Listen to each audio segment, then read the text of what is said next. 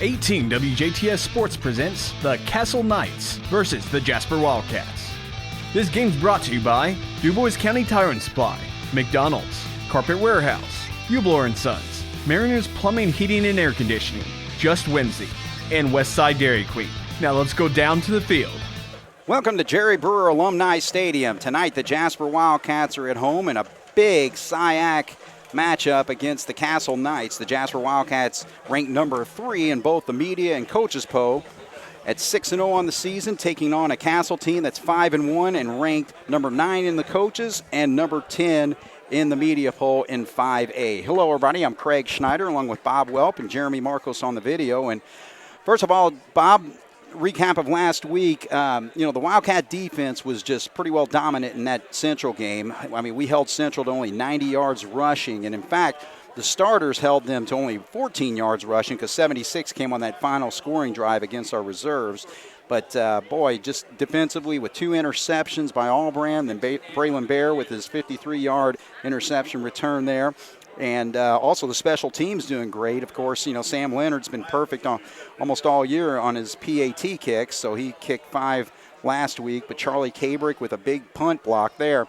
And offensively, the Wildcat rushing attack was solid with 44 rushes, 255 yards, and 4 touchdowns, led by Schneider with a score, and then also Grant Young with 3 touchdowns. And then also Will Wallace got in the action with Day out.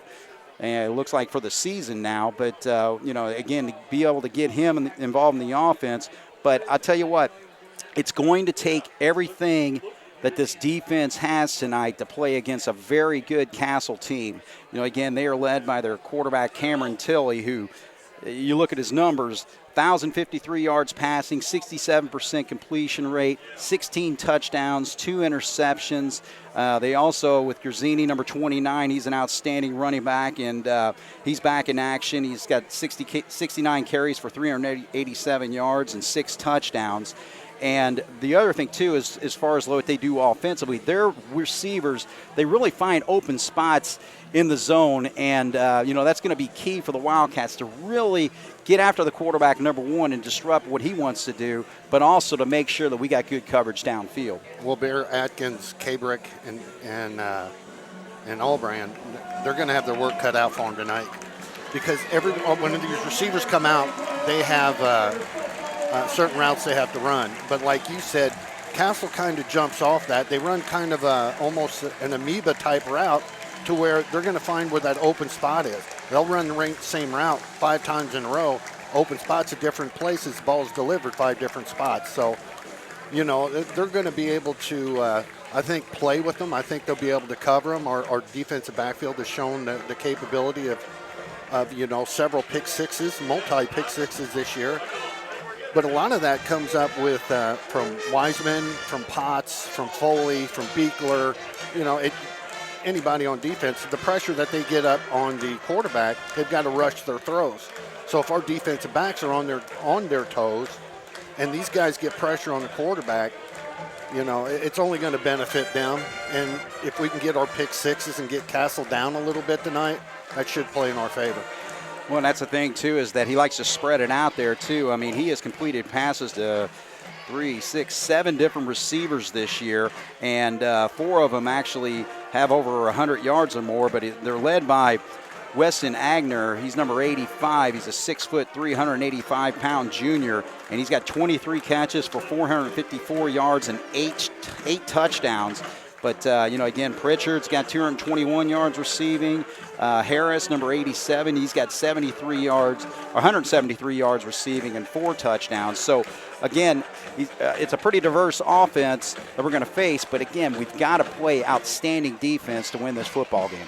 Yeah, our front 3, if we can get pressure, and now we've been bringing our backs, but if they start hitting us over the middle because he throws to a multitude of receivers, that takes different spots. So, the good thing about the Jasper defense is you have Schneider and Wiseman and Schmidt back there at the linebacker spots. If 2 of those guys got to stay back, they not only are good-sized guys, they've got long wing spreads. Right. So they can, they react pretty good. So that's going to help. But the big 3 up front, Beekler, Potts, and Foley, if they can get some pressure on this guy, But if you want to know exactly what Castle's going to do, take Jasper's playbook, take Memorial's screens to the receivers, mix those two together, and that's Castle's playbook.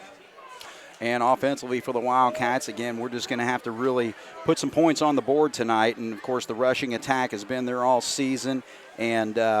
And also with our quarterback, Grant Young, did a pretty decent job throwing the football last week in key situations because 3 of his 4 receptions came on 3rd and long and also a 4th and long situation. You know, he completed 4 of 8 passes for 77 yards. Foley caught 2 of them for 34 yards. Ewing had a catch and Gieser as well. But I think it's going to be really whenever we need to get that big 3rd down, we're going to have to convert. Are we going to be able to have the success that we've had through the first 6 games of the season? Success by meaning 2nd and short, 3rd and short. You know, 2nd medium I'll take will get us to 3rd and short and then kind of go from there.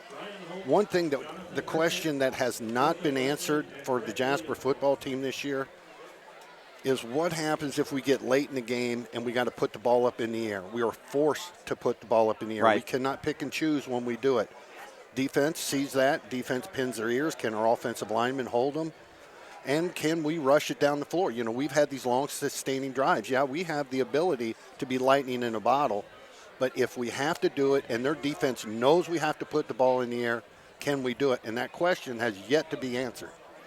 And also just kind of taking a look at this Castle defense, you know, they give up 11.3 points per game, so they're holding teams in check. Last week, Wright scored 21 against them, but they put 53 on the board, so that didn't really matter there. But, you know, again, they're leading tacklers, including Purdy. He's got 73 tackles on the year. He wears number 9. Watson, number 52, has got 64 tackles. But they've also got 22 tackles for loss, including and 16 takeaways on the season, too. You know, you consider that, you know, that through, 6 football games, that's quite a few takeaways with 9 fumble recoveries and 7 interceptions.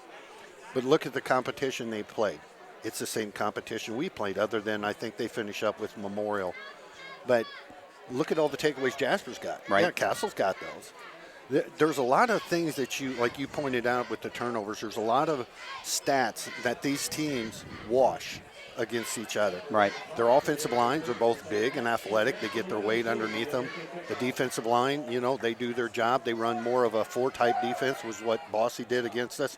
We had good success. Now, Castle's got better athletes out there than what Bossy did across the board.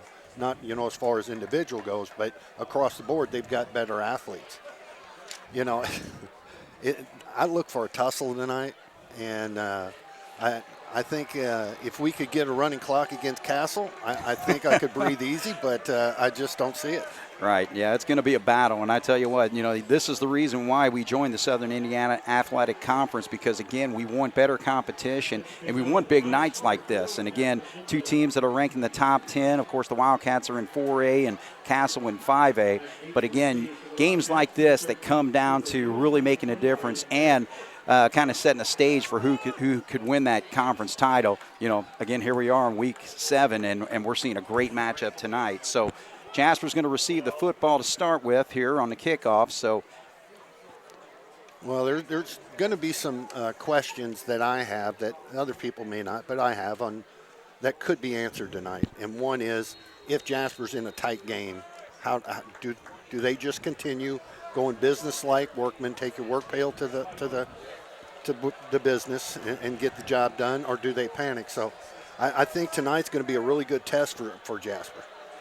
All right, so number 4, Jackson Mitchell's got it teed up there, and this game is underway. Ewing's going to field it right there at the 5-yard line, trying to get ahead of steam, and he is going to be caught right there at about the 15-yard line. So wasn't able to get away from the coverage there, and so the Wildcats will start 1st and 10 from the 15. Of course, I think everybody's out there as far as the offensive line there, including Jackson Bauer, number 68, the center. Gus Heichelbeck in the left guard spot. Right guard is Jacob Potts. Right tackle, Michael Beekler. And Mateo Hernandez is the left tackle, number 52. And again, it's going to have to be one right here in the trenches. Yeah, those guys are the key tonight.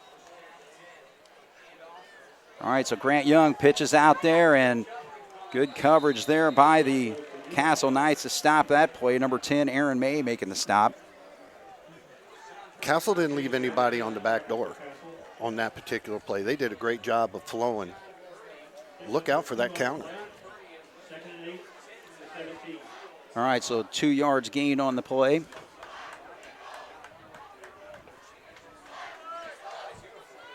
Second down and 8 from the 17.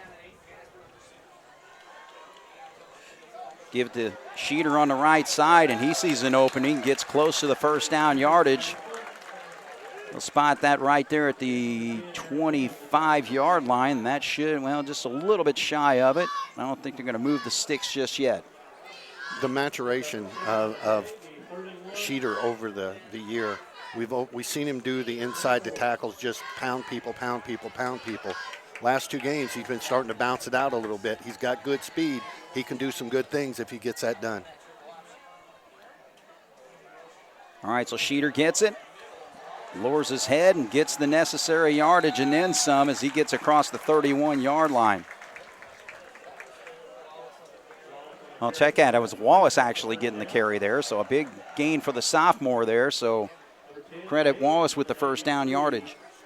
Jasper got a big break. Well, let me rephrase that. Wallace got a big break from our offensive lineman doing such a good job, because when he got the ball initially in his hand, he fumbled it, and he didn't get control. Now, when he did, he finished the job, which is what we need to do tonight. So Wallace had 7 carries for 30 yards last week, and he gets another one right there. So looking good with that quick hitter right up the middle.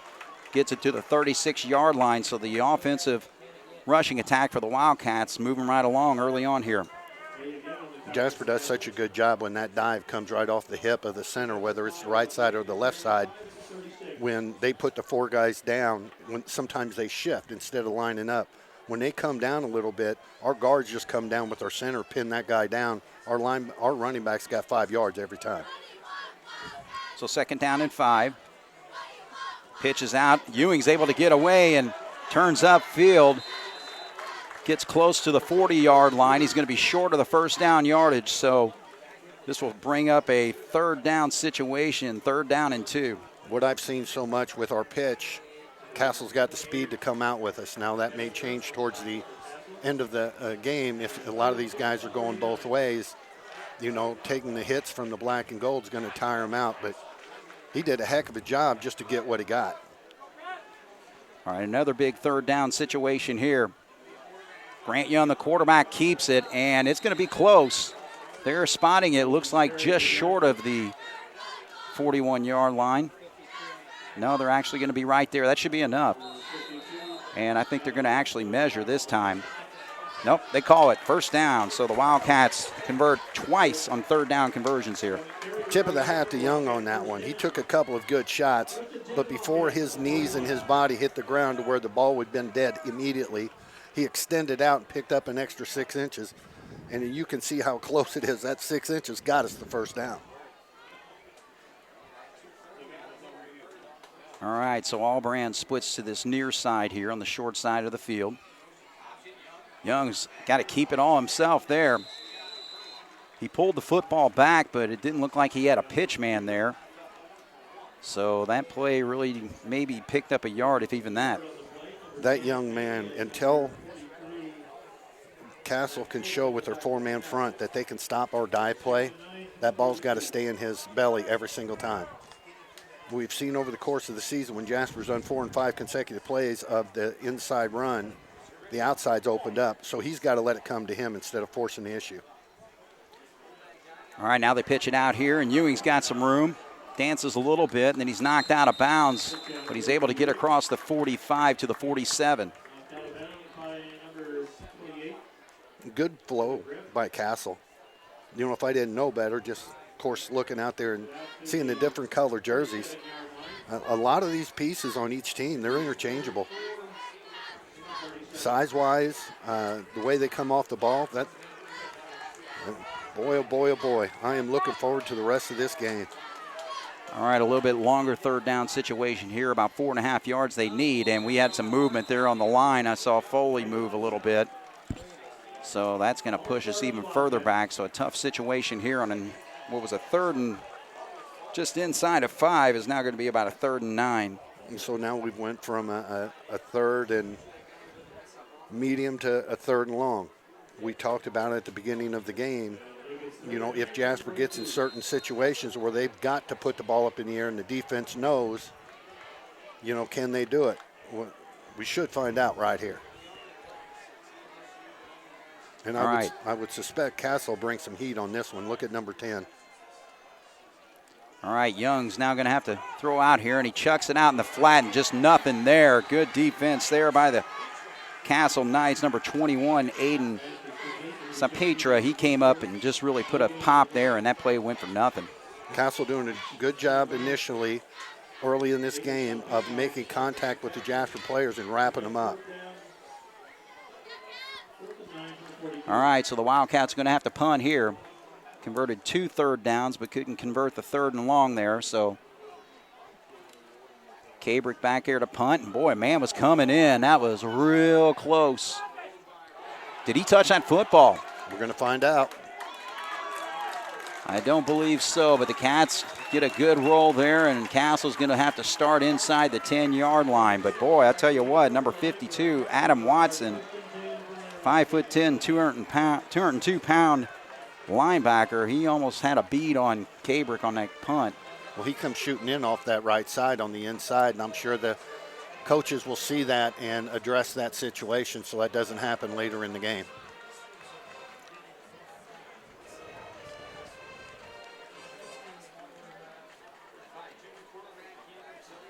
All right, again, number 16, Cameron Tilley is their quarterback.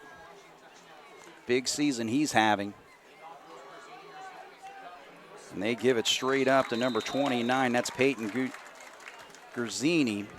And he's 5'11", 188 yards. Not much running there. Maybe gains 2 on the play. Yeah, it's going to be interesting if they're going to try to run that way with no initial blockers up there.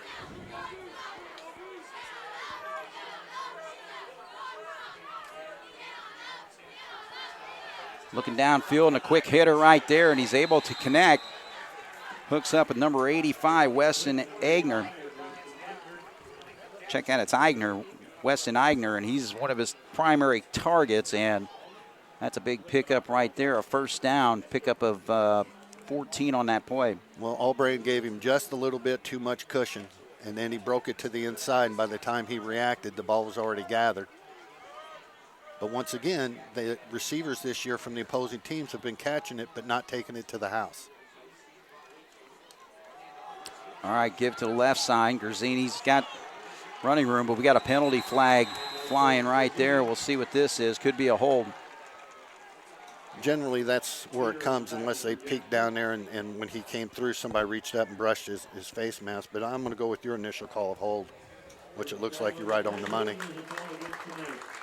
All right, so that's going to push him back. We'll see where they actually spot it. He's picking up that flag at about the 26-yard line, so then I take it back 10 from there. You know, if we look at the Jasper games this year, other than a couple of big plays, nobody's really punched Jasper. Castle is punching Jasper right now. How do they respond? Right. Okay, so moves the football back to the 17-yard line. So actually they got to get to the 34, so it's about a 1st and 17. All right, so there's a pass out there. Good timing there by Bear to come up and make contact with the receiver, so he wasn't able to hang on. That was number 87, Antonio Harris. And that's the thing with this Castle football team, Bob. A lot of sophomores and juniors. So, you know, again, this is a program that's, you know, playing great football this season. But, you know, again, a lot of these guys can be back next year as well. Well, especially Tilley. And, you know, we're not getting enough pressure on him right now. And he's delivering a good ball. We're going to have to figure something out. Whether we bring our stunts from the outside or we crisscross our linemen on the inside. All right, so he pitches it out to the outside to his tailback, and good job by the Wildcats to cover that. You got Wiseman in on the action over there. So, again, that's just the thing. Our linebackers are just going to have to read those types of plays. Wiseman does such a good job of getting out there not only as quick as he did, but under control to be able to drop him. That's not easy to do. So no gain will make it 3rd and 17. The Wildcats jumped there, but the officials did not call anything. So Schmidt was able to get back. He was stunting all the way. Tilley looking to his right side, trying to set up the screen, and he actually connects. There's a hold right there. Eigner right there was able to get across the 30. We'll see if he's close. Yeah, he's going to be about a yard short. Well, if you look at Albrand walking back, he's straightening up his jersey. The guy had his jersey stretched by 2 yards right in front of the official, and he didn't throw the flag. That's not good. All right, so that play went for 16 yards, but early decision here by the Castle Knights. Doug Hurt, who's in his 16th year at the school, 117 and 63, decides he's going to punt it here, but got to keep an eye on this to make sure they don't fake it or anything. In pregame, he was consistently 40 yards. Ooh, straight up punt because Schmidt almost got to it. I don't know if he got a piece of it or not, but he had to alter his punt. And Jasper's going to have outstanding field position right here at the 48-yard line. It's amazing, Craig. We talked about this being a tussle. We talked about these teams being equal. Jasper's first drive, they have a penalty that essentially kills their drive. Same thing that happens with Castle. They punt the ball, or we punt the ball, they almost block it. They punt the ball, we almost block it. Right. It's amazing. But our punt turned out way better than theirs, obviously, as we push them all the way back to the 8-yard line. So, all right, so the Wildcats with their second possession. I would really like to see them stay with Schneider up the middle. So far, it's been there. So Wildcats at their own 48-yard line. Schneider gets it, and he gets across the 50 to the 49, so he'll pick up 3 on the play. Number 43 in on the stop. That is Zach Schultz. Schneider doing an extremely good job of keeping his legs driven. When we went in, they had an inside pinch from their 2 down linemen on the inside, which means both of them shot right at the center. Well, Schneider had contact right at the line of scrimmage, but he was able to drag him for another 3. Albrand splits way out to the far side there this time.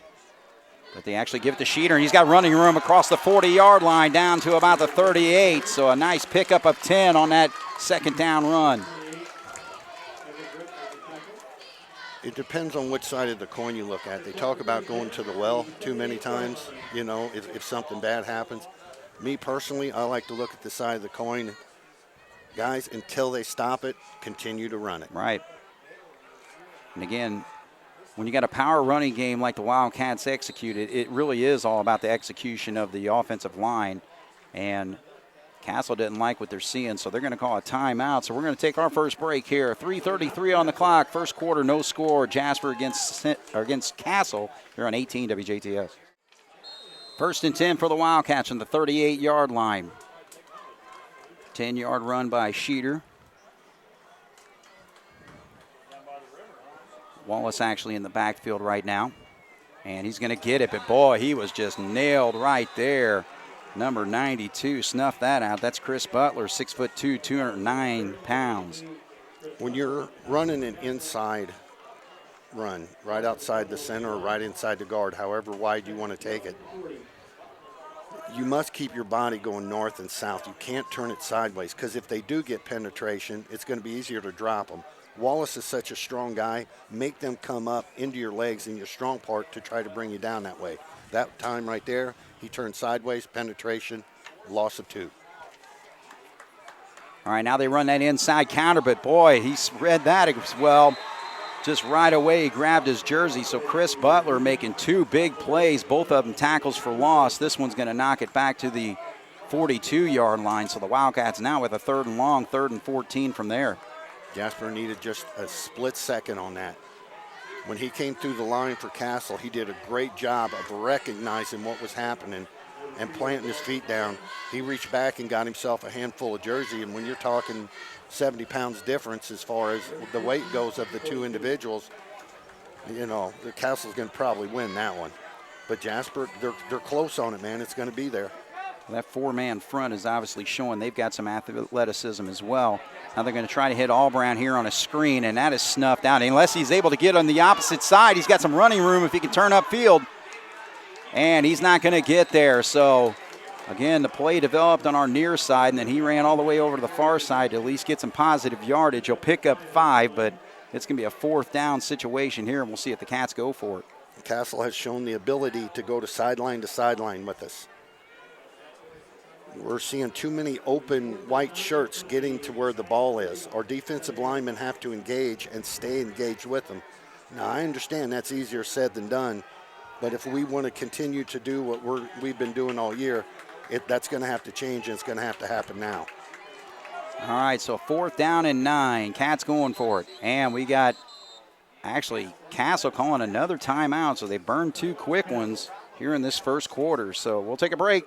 1:55 to go here in the first. No score here on 18 WJTS. All right, so the Wildcats facing a 4th down situation here from the 37-yard line, 4th and 9.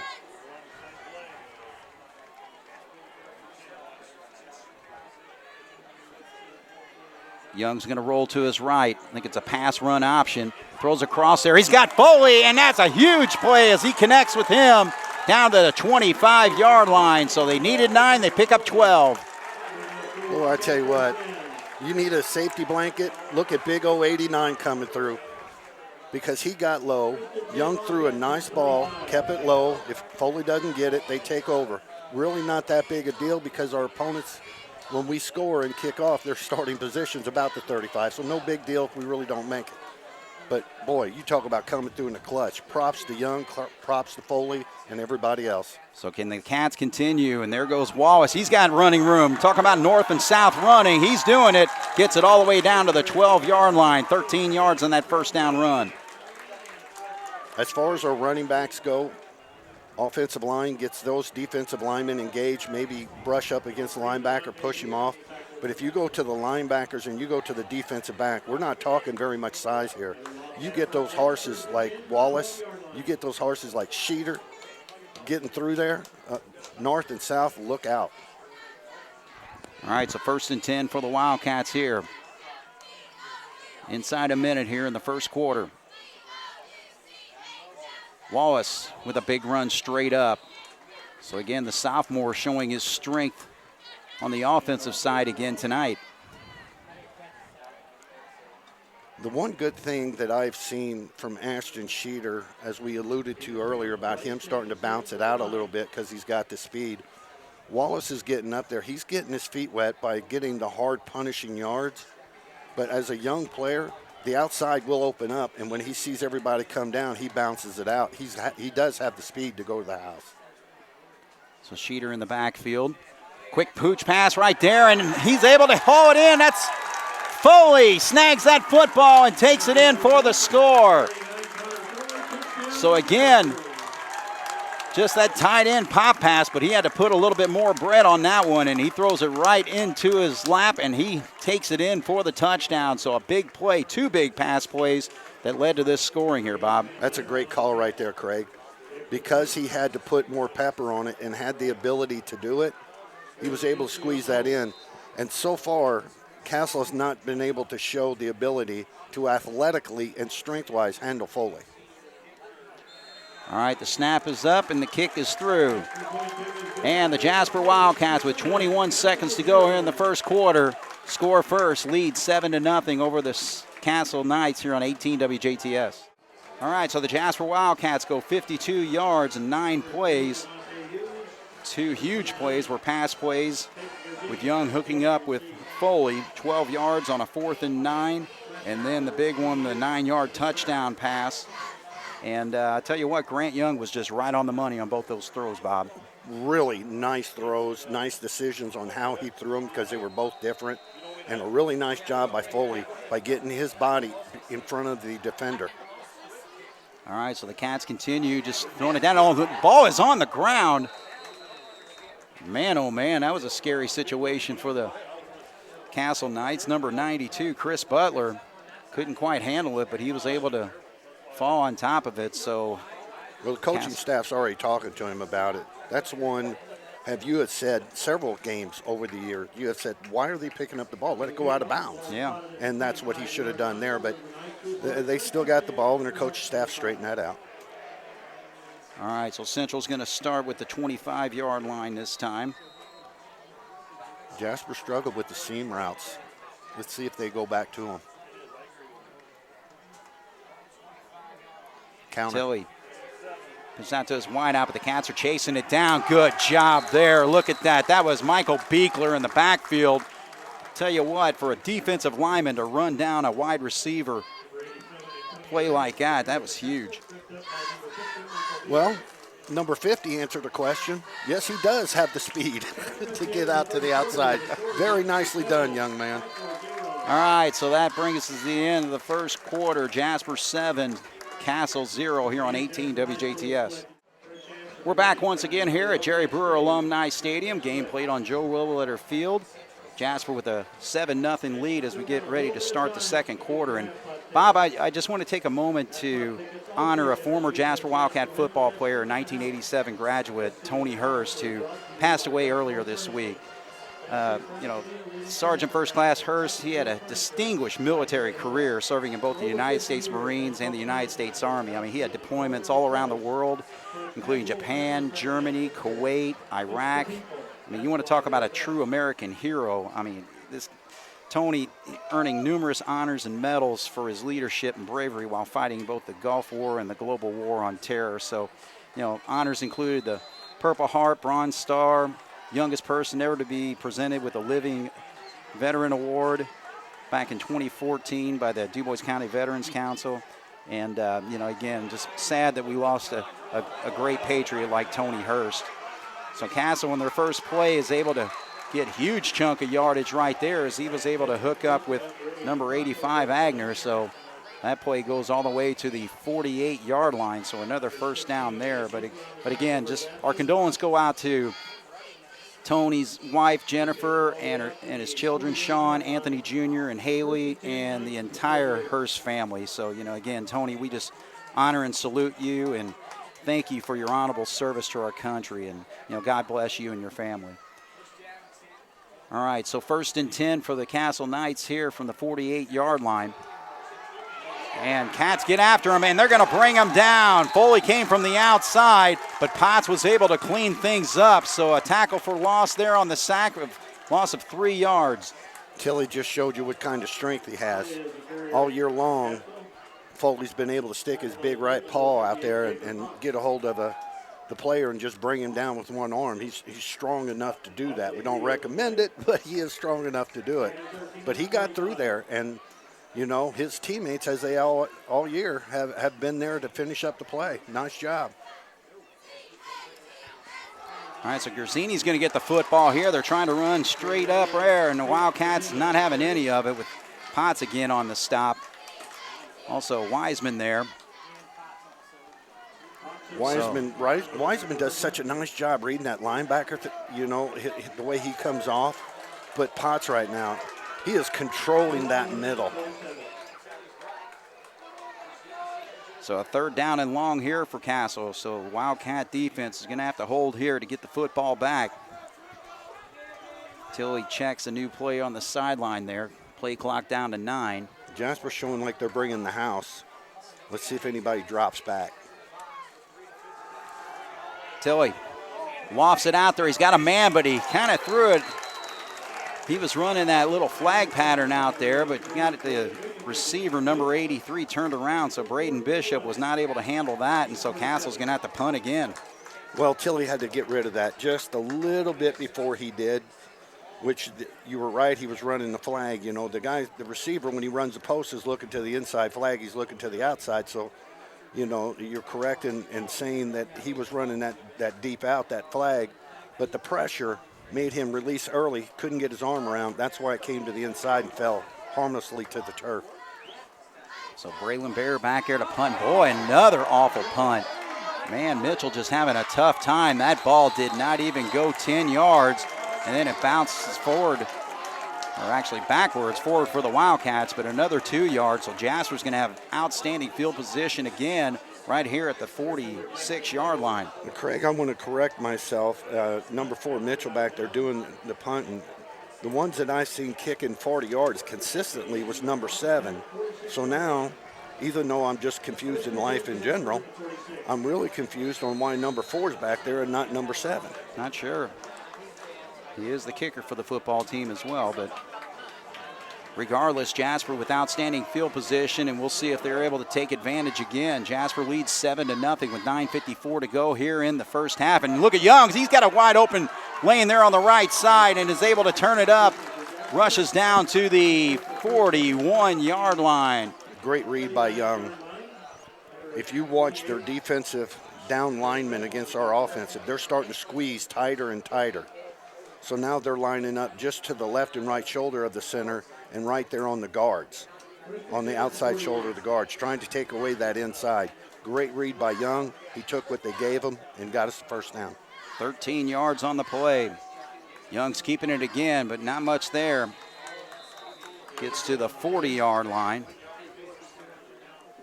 So Schneider's going to come out. Wallace checks back in. So the Wildcats with that dual-purpose backfield. But again, both those guys are pretty well north and south runners. Of course, the Wildcats without Isaac Day. All right, so the Wildcats here, 2nd down and 9 from the 40. They actually opened up their inside 2 down linemen and brought their linebacker in the middle. We're going to run the option, but Grant Young sees it, turns upfield, so twice he's been able to find that lane on that option play, and this one goes for another first down run there, a pickup of 10. In the previous offensive possessions that Jasper had, Grant Youngs came out and he's made the pitch consistently. The last 2 times, because he's made those pitches consistently, now they're just flying straight out. Young is doing a great job of seeing what they're given and staying humble and just getting up into the middle and getting what he can to move the sticks for Jasper. All right, so the Cats now at the 30-yard line. 1st and 10 from there, and 8:22 on the clock here. Lead 7-0. Young looking to throw, nothing there. There you go. Now he lofts it over there, and actually, boy, that was an adjustment there, both by the quarterback, because again, he was looking for a quick hitter and then kind of had to fade to his right, and Albran actually adjusted his route and caught it over there on the sideline. It's going to be close to a first down. I've been doing some thinking about our quarterback position through the past couple of weeks. Of course, with the injury to Young, you had Winesapple start the first 2. He gets injured. Here comes Young. Holsworth had some, but the competition these guys had against each other has done nothing but make them better. And Young has earned everything that he's getting right now. All right, so the Jasper Wildcats call a timeout here. It's going to be 2nd and very short when we come back. Jasper up 7-0 over Castle here on 18 WJTS. All right, so 2nd and literally inches here. 2nd and very short like this. Knowing Coach Lewis, he may call something to Foley upside, or does he just stay consistent and just get the first down? Well, he's got Foley split out, but nope, they go for the easy play straight up, and the Wildcats gain about 3 there and easily get that first down. I just love those 2nd and shorts, because your whole playbook just opens up, because it doesn't really matter. You try something, a little fancy. I'm more of just do what got you here, but if you want to try something that maybe you think you may need in the postseason down the road, you can do it. If it doesn't work, well, now you're 3rd and inches. Right. So. All right, so 1st and 10 for the Cats at the 16-yard line.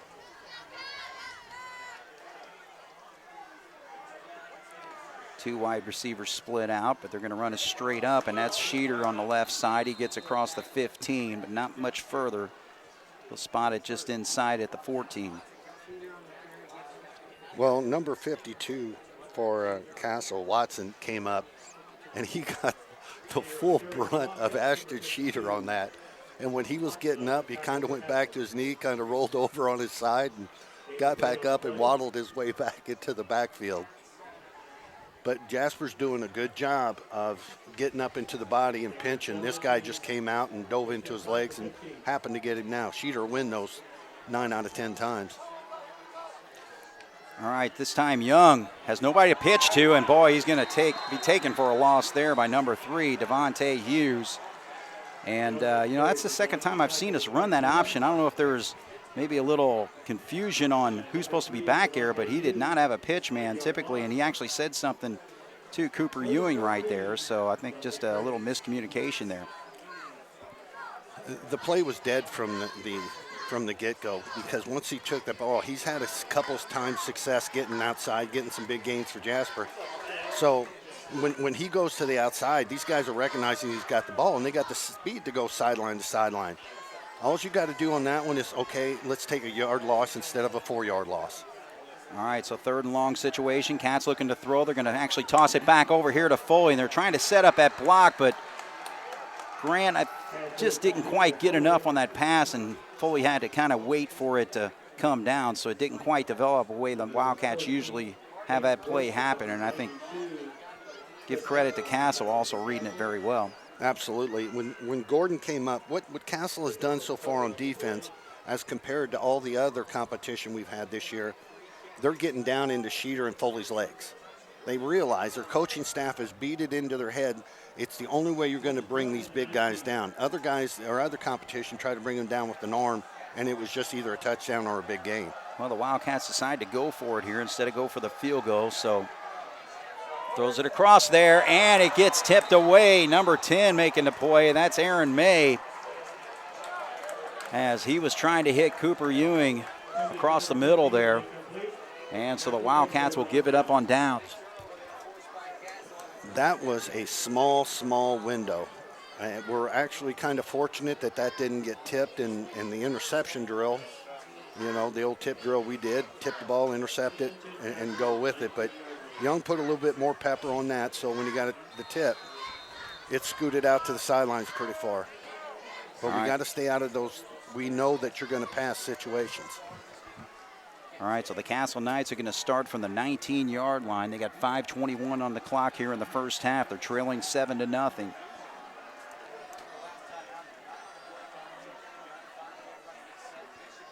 Cameron Tilley getting flushed out of the pocket. Peter getting after him. Now he's trying to throw it there, and he just throws away. Yeah, nobody is there. Flag that. That has got to be intentional grounding. My goodness, there is not a single player within 20 yards of that football. There it goes. Okay, I was going to say, my goodness. So Tilley, good pressure again by number 2, Victor Peter, just getting all over him. And, yeah, Tilley just had nowhere to go and just chucked it right there in the middle of the field. Nothing there, so that's going to send him back. So that intentional grounding, that's a spot foul, right? Typically it is, so we'll see where they are moving this back. Man, yeah, you're absolutely right, because they move this all the way back to the 5-yard line. Jasper's done. And it's a loss of down, too. Yeah, Jasper's done a fantastic job of their Achilles heel in the past of getting them in 3rd and 14, 16 yards and giving up a first down. Jasper's done a great job this year of not letting that happen.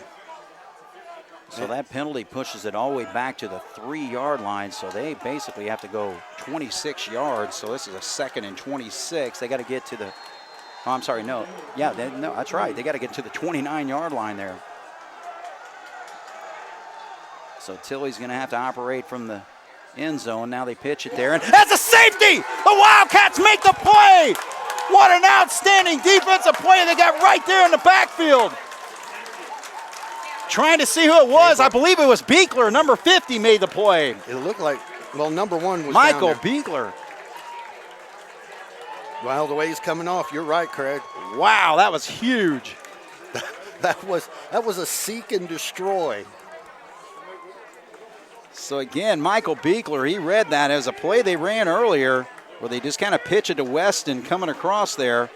And Beekler got in the backfield, popped him right away, and he goes down. So Jasper now leads 9-0. Those are the type of plays that will take a team and just raise them up as far as confidence, as far as just firing the guys up. Michael Beekler, huge play, impressive play. And the best thing about this, we get the football back as well. So they're going to have to kick off to us, and they actually kick it from the I think they kick it from the 20. I know it's down in that area. If nothing else, that's where Coach Lewis was pointing the ball to him. You know, pointing to the referees, trying to get clarification exactly where they were going to launch it.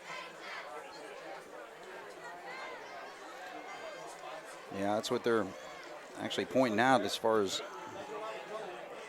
They're going to have to line up. Yep, they will be kicking from the 20-yard line. We had talked about Bear and Allbrand and their picture perfect, reading, breaking on the ball, intercepting, pick six. And I had mentioned that if you were going to show a film, that's what you want to show the youngsters. Micah Beekler right there, that's what you want to you tackle like that, young man, you'll be just fine. Absolutely. But, you know, the nice thing, though, 5:12 on the clock, so plenty of time for the Wildcats to get a good drive here, and they're going to have, depending on where he's able to boot this ball, but actually Ewing and Bear are setting up around the 30-yard line. But yeah, Michael Beekler with an outstanding defensive play there. Man, Jasper 9, Castle nothing. Plays like that just fire me up. Oh, no doubt. You know, again, the defense forced the intentional grounding, so this defense just getting after it early on in this football game. Pretty well owned the first half. Gets a good kick over there. Ewing's going to have to field it from the 23. Protect. Now he's starting to run east to west and not much there, so he's able to get it to the 34-yard line. But still, 5:06 on the clock. Plenty of time here, Bob. Yeah, Jasper has two objectives. The one that everybody knows is go down and get points, whether it be a field goal, preferably a touchdown, but get points. The other objective is to eat the clock. Castle's used 2 timeouts, so they really can't do anything. So you're gonna see Grant Young go out there, especially if we get a nice little drive going here over the 50 to where he's going to really start to milk that play clock. All right, so the Wildcats, and again, we've got an outstanding kicker who's shown he's got the range. So if he can even get into field goal range. Young looking to throw. He's got Foley wide open here, catches at the 40. Turns upfield, trying to juke another defender there, but he's going to get inside the 25 all the way to the 22-yard line. So Foley and Grant Young are hooking up tonight, Bob. Well, so far early in this game, well, almost halftime, I guess, Grant Young has answered the question. If I have to put the ball up in the air, I can do it. The one beautiful thing about that is going to Foley being such a big target. Teams are going to start to key on Foley, and then you're going to start to see Allbrand and those guys come open. So Jasper right now, Tony Lewis is calling a heck of a game. So a 44-yard hookup. Now the Wildcats rushing on the left side there, and that's Schneider plowing forward. So the Cats just really have got Castle on their heels. You know, I heard Kirk Herbstreit say something the other day that I've never really heard anybody say. He was talking about the quarterbacks throwing the receivers open. You know, put the ball where they need to be instead of where they're at. No better example of Young hitting Foley down the sideline on that one. All right, so 2nd down and 4. Plenty of time on the clock, 4:04 on the clock, so Jasper can take their time here. Actually, Grant Young keeps it. Thought he gave it to Wallace straight up, but Grant Young turns the corner there and gets inside the 10, so a big run there for a 1st down.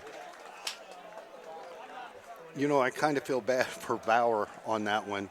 He shot out to block his guy. Of course, the fake was to Schneider going up the middle. Well, his guy kind of got him stood up, and Schneider came down, just plowed in the back of him. Somebody needs to send a note over there to Schneider saying, hey, the guys in black, they're friendlies. All right, so the Wildcats are just going to have to show power football. It's 1st and goal from the 9 after that 7-yard run by Grant Young. Going on a slant, and oh boy, Foley could not handle that. Looked like the ball was right there, but a little too much mustard on it, so Jasper actually stops the clock, 3:21 left here in the first half. Will be 2nd down and 9. You definitely have to put extra pepper on that one. With the 3 defensive backs and the guy over here guarding Foley one-on-one, squeezing down on him, Young had no alternative as to put extra pepper on that one, and it just skimmed through. You won't see Foley drop many of those. So 2nd and goal from the 9 here. runs the option, pitches out to Ewing, and he actually has to turn up field. Number 14 was containing him there and kind of forced him up. That was Caden Gordon. And then the rest of the Castle Knights make the stop there, including number 52. Coming off the pile there was Adam Watson. Get away from their 4 down linemen. Size-wise and strength-wise, Jasper wins across the board. Now, when we run that pitch and all that, and you bring Ewing, you bring Giesler, if it opens up, they have the speed to go, but the athletes that Castle have match up with those. So I say just go straight at them right now. All right, now they're going to do a little rollout here. Grant Young has to turn up field, and he gets knocked out of bounds at inside the 5, but I think we're going to have a hold here. So Cats ran the pass play to the short side, but guilty of a hold back here at the 14-yard line. Well, I guess technically, you know, when you throw the flag, you got to call holding. That was more of a tackle. But you know what? As an offensive lineman, you are taught, if you're losing your man and he's going to have an open shot on your quarterback, bite the bullet and pull this guy down. Do not let him get a shot on your quarterback. And that's essentially what happened right there. And what it is actually about a 15-yard penalty because, again, from the spot at the 14-yard line, moves it to the 24. The Cats were just at the 9. Well, the Wildcats field goal unit, that third down, I think if we could chew up a 5, 6, 7 yards here, I think that puts us well within range. All right, so Young's going to shovel pass right there to Foley, and Foley's going to turn up field, and he gets in the middle of the field, so this is going to be a good opportunity for the Cats to kick the extra point, or I'm sorry, the field goal here. So the Cats not able to get a touchdown on the board unless something happens here, but they're going to go for a field goal as the ball's spotted right there at the 14-yard line. So Foley picks up 10 on the play. Tony Lewis has talked about wrinkles that he's going to put into this offense because of the way Castle played Jasper last year. That right there, my friend, was a wrinkle. You have never seen that play all year long. Right. All right, so this would be a 31-yard attempt here. Sam Leonard pops it up there. Does he have enough to get through? And he does not. Looks like it may have been wide right there. So the Wildcats not able to take advantage. Couple big plays. Actually, the biggest play, there's the pass play, 44 yards. Grant Young hitting Connor Foley. And the Wildcats get inside the 10, but not able to finish things off on their drive here. So Castle will have the football in 1:49, and we'll see if they'll try to aggressively get downfield. They definitely have the capability of aggressively getting down the field. So Jasper's got to be on their toes. Now, once again, they're going to have to get this play over with and rush back because they've only got one timeout. All right, so he's going to operate from the 20-yard line. Garzini actually gets it, and Beekler makes the stop there defensively for the Cats. Goodness gracious, I really don't understand that call. I appreciate it, but I don't really understand it. Looks like they're going no huddle. So pick up a 3. Clock running with 1:27.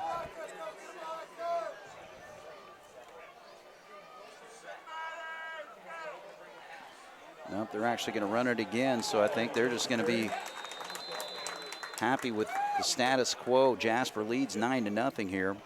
So we're going to be coming up on a minute here in just a second or two.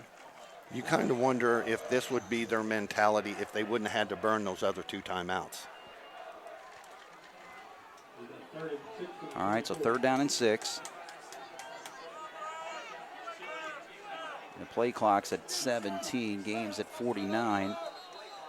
And actually, Jasper's going to call the timeout. Might as well. All right, so we'll take a quick break. 47 seconds left in this first half. Jasper 9, Castle 0 here on 18 WJTS. All right, so the Castle Knights come back out. 47.9 seconds to go, and they're facing a 3rd and 6 from the 24. Tilley's going to try to set up a screen, but the Cats snuff it out, and he loses the football. The Cats recover. The Cats have got the football. And 2 timeouts. Wiseman coming in and making the play. Ty Wiseman, number 19, with the fumble recovery there. Now the Cats here with 42 seconds and at least one timeout. Yeah, we've got one timeout remaining here. So, again, this changes everything. Well,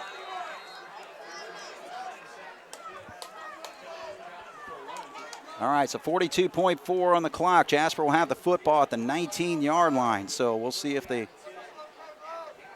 You are correct, Craig. I said 2, but you are definitely correct. It is 1. So that may change up a little bit of the plays that we're looking at. Maybe put it up in the air. Incomplete stops the clock. Play clock down to 1, but we do get it off. Grant Young in trouble, but now he's going to have to scramble out of it. And he throws to the end zone. Oh, did he catch that football? Oh, boy. Foley was over there. He made the snag, but could not get his feet down. Yeah, Young kind of scrambled out of that tough situation there and thought, you know, hey, let's just give it a shot because if anything, you're stopping the clock 34 seconds now. So it helps you to live another day, but boy, that was close. Yeah, it's the first time I really wish to see Connor Foley 6'7", because if he had 2 more inches, you know, he did everything he could. He stretched as far as he could. But at Grant Young rolling out, offensive linemen did what they were supposed to do, keep the pressure off the backside, kept his eyes open, something opened up, and he tried it. All right, now they do the shovel pass to Foley, and that is read right away. So nothing there. Number 52, Adam Watson makes the play. So the Cats are going to be forced to use their timeout here because they'll be facing a 3rd down as he was only able to get to the 17-yard line. So a pickup 2 on the play, but yeah, this is just really a case where you've got to at least, okay, let's see, 29.2, a first down will stop the clock briefly, so you're going to have to really hustle up there to clock that ball. But I think in this situation, hey, go for the end zone. If it's not there, throw it incomplete, and you're right in the middle of the field for another field goal attempt. Absolutely. You know, that's a very cerebral way of doing things, Craig. You know, you look out, you see what you see. Don't get fancy. You know what's in front of you. Throw it up to where Foley can go get it. If they pay too much attention to him, see if you can get Giesler or Albrand breaking to the backside, you know, into the back corner. But if it's got to be past the sticks.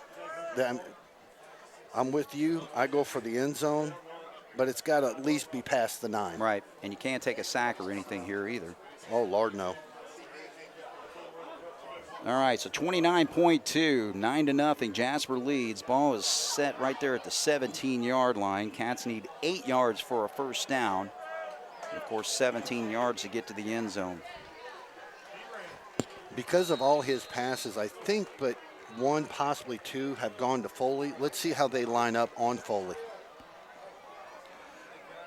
All right, so Foley is in that tight end spot. Grant Young. Oh, he's got Foley wide open on the other side of the football field, and he throws a perfect strike right on the money. Impressive. I'll tell you what, to roll to your left, turn around, and throw a perfect strike right over there to a wide open Connor Foley. I'll tell you what, Grant Young is really showing his ability throwing that football tonight, Bob. Absolutely. Extremely high marks, you know, in this first half. But the one question I do have, and not trying to be a Debbie Downer or anything, how can you possibly forget about Foley? I know he's rolling this way, but wouldn't you pay attention to 89? I know. They just went with the flow of the entire play, and Leonard pops it through there. But you're exactly right. Again, you know, it just completely fooled Castle, and how can you be fooled by a guy who's been catching the football all night tonight? Yeah, but your point, even though that he was up there, Grant Young throwing the ball so well on his rollouts, doing the same thing there, but like you said, having to plant his body, throw direct, you know, 5-6 yards on the other side of the field. That was a very, very difficult pass, and he dropped it right where it needed to be. No doubt. High praise to that young man's passing ability tonight. High praise to those big uglies up front. They are just dominating Castle right now. Right. All right, so the Wildcats will kick off the Castle. They got 23.2 on the clock. Jasper leads 16-0. So safety by Beekler made it 9-0. And the Cats had a good drive, especially with that 44-yard hookup on their first play after the safety. But were able to get inside the 10, but a holding call pushed them back, and the field goal 31-yard attempt was missed. But this time, take advantage of a turnover where Tilly lost the football, and the Cats were able to take it 19 yards for the score. Low kick fielded right there at the 10. No big play, just there you go.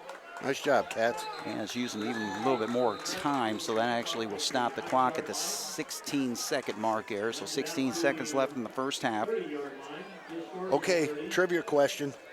When was the last time we've actually kicked the ball to where the deep guy for the opposing team actually caught it? What game? Last year, Jackson Cable.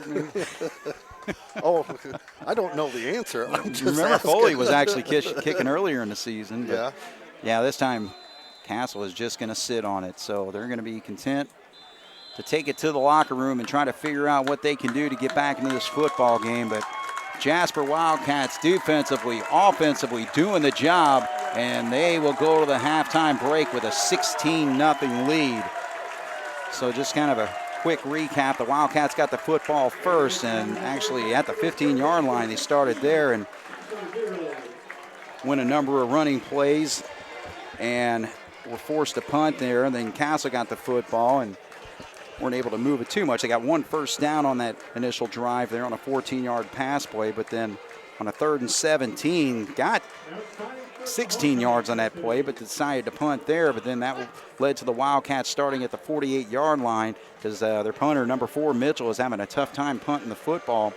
And so Jasper just kind of rolled down the field there. Key plays on that drive, their scoring drive, was a 4th and 9 where the connection between Grant Young and Connor Foley went for 12 yards to get that first down. Then Cats were able to just kind of finish it off with a 9-yard touchdown pass.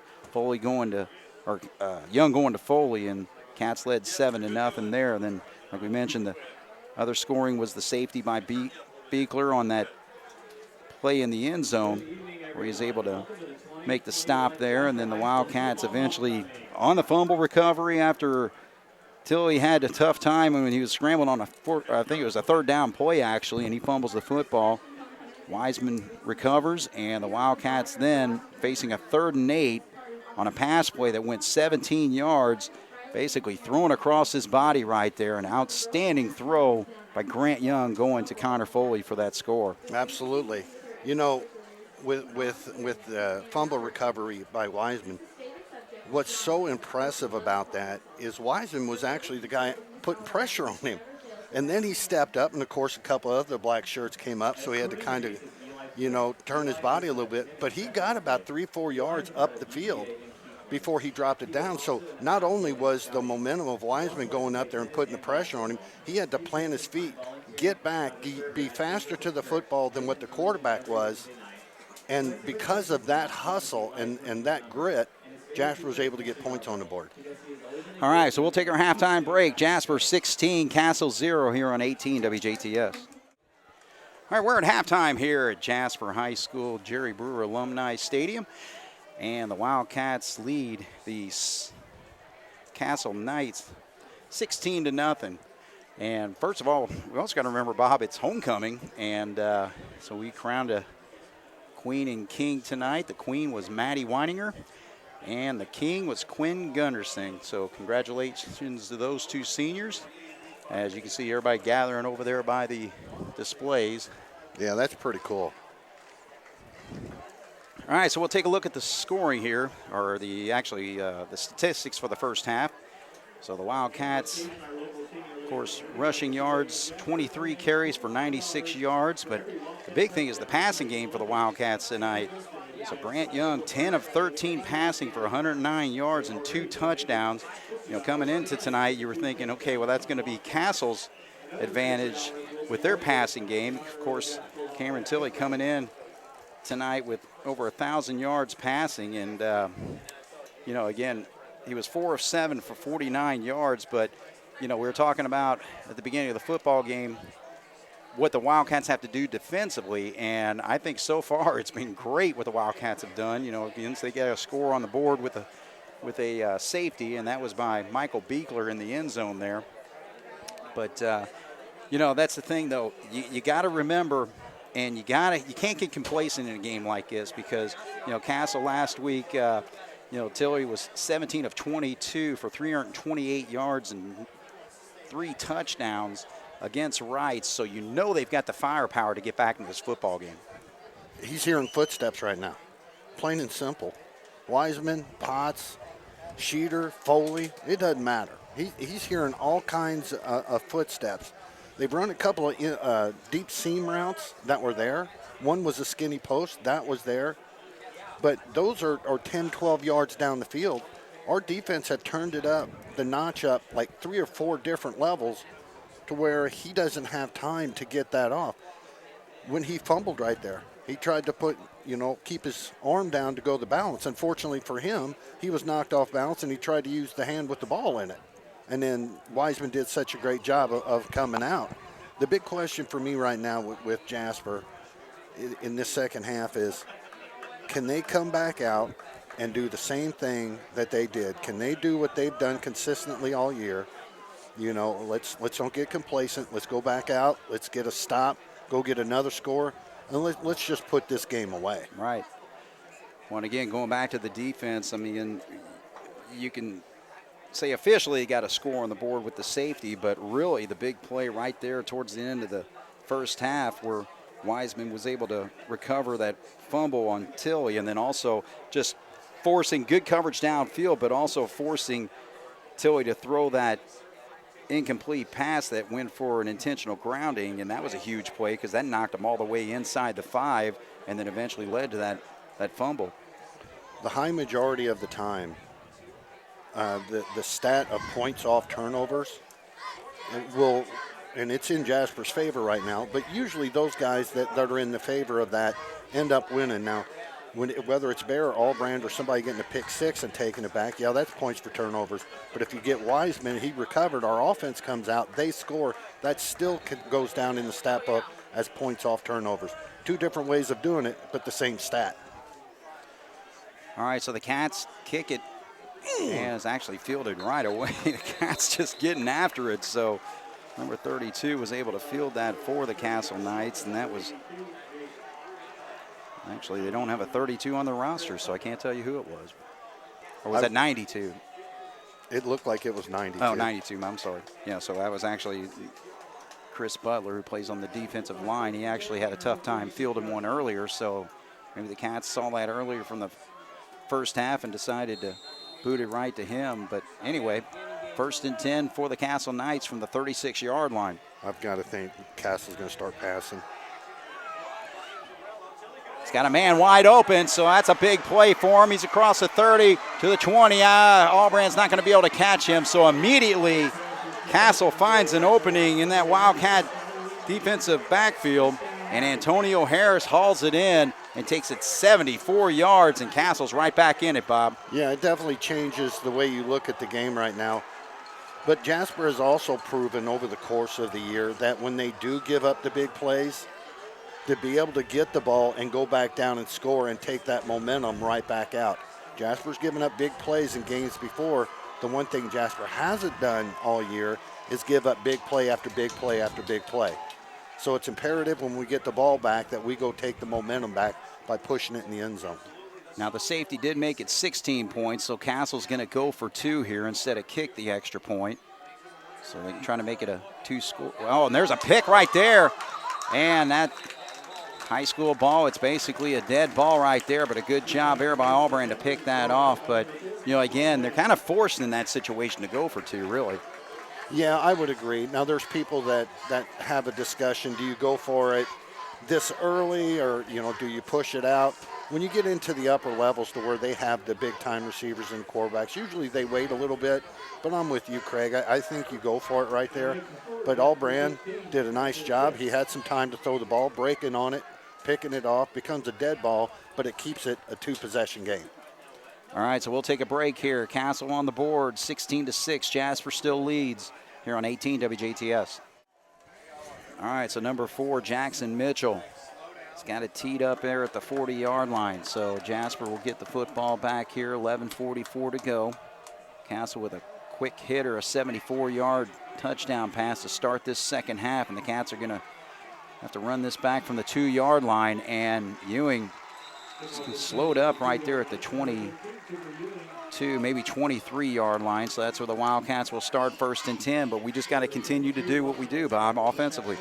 Yeah, I was kind of thinking if we come out and we get a stop, and that's going to change Tony's play calling, Coach Lewis's play calling. He's going to just, even though they've hit some passes to Foley, that they were just going to, grind it out, use the clock and all that. But the big play happened, so now it's going to be interesting to see how Coach Lewis attacks it. All right, so Young under center. Gives it straight up, so Schneider's going to rush this football to the 29-yard line. So a nice pickup there on a first down play, pickup of 6. Schneider got hit at the 24. He had 2 guys on him by the 26. He came down on the 29th. I don't think we need to talk about it anymore. But again, why?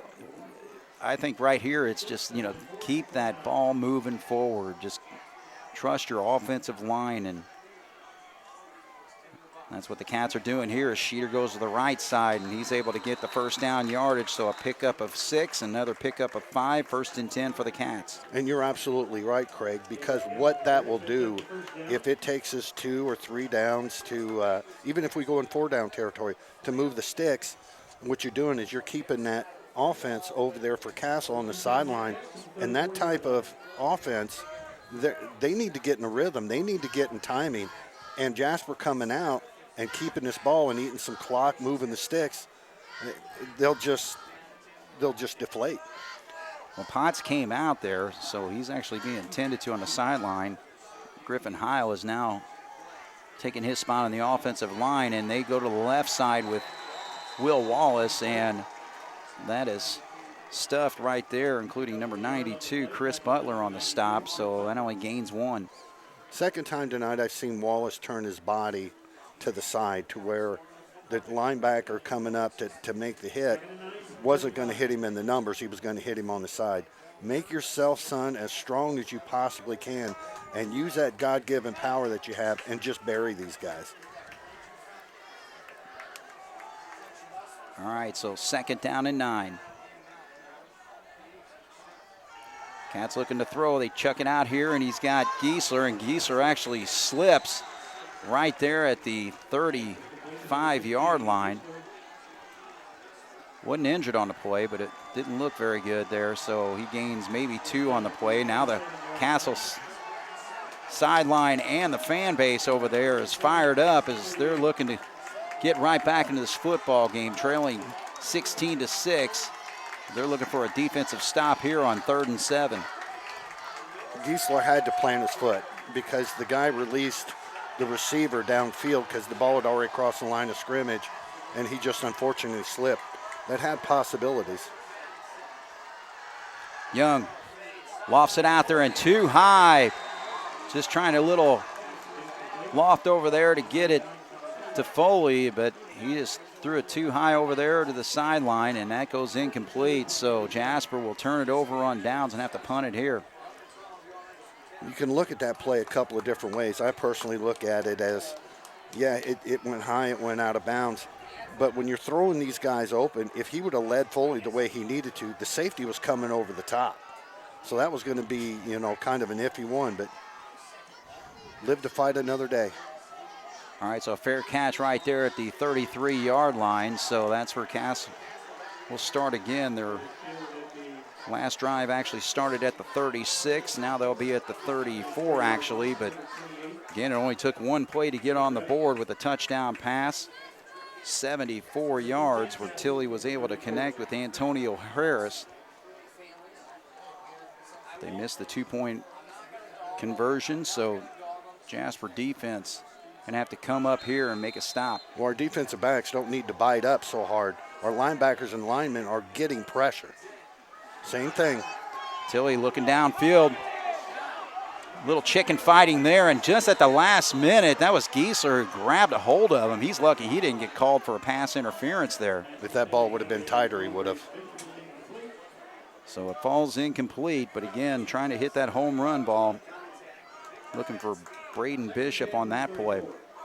Well, they're starting to do little hitch and goes. And we're at the start of it, we're flying up the defensive back, and then we're popping back. And they go out 5 yards and stop and then go long, and that's why it's opened.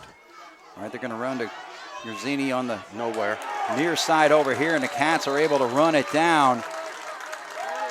And that's a good sign there because Potts, who came out on the Wildcats offensive series, boy, he showed some quickness there, so it's good to see he's back in action. Boy, that was a mean play right there. There was no denying that young man on that one. So a loss of 2 yards on that play. Castle's trying to get this tempo. Jasper likes to grind it out. Castle's trying to get this thing going at breakneck speed. So 3rd down and 12. Here comes the pressure. Looking downfield, now he's got running room on the right side, but can the Cats chase him down? Yes, they will. So he's going to be short of the 1st down, but oh boy, that was closer than what I thought it was going to be.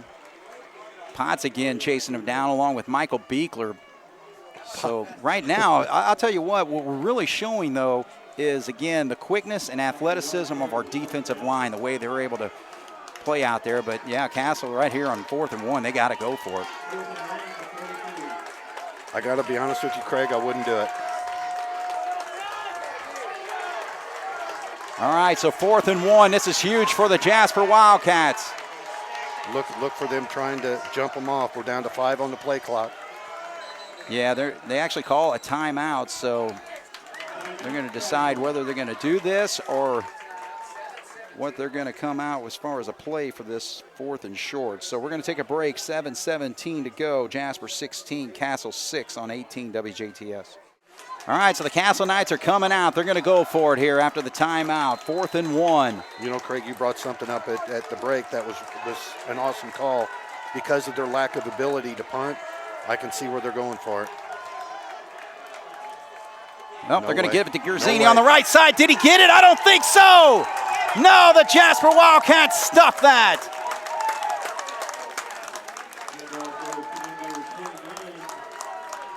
They ran the play wide there to Yerzini, but there's no way he got this. There's no way. They're going to call a measurement. But yeah, they're doing this just for the benefit of saying, see, you were short. Because where he's standing, he's on the other side. The stick's right on the 49, if not a little bit further up, and he's standing between the 48 and the 49. Outstanding by Jasper. The way they attacked that. Boy, oh boy, when our team's going to learn that the black and gold can get to the outside in a hurry. Right. So the sticks are brought over here, including Al Littigan running the sticks tonight.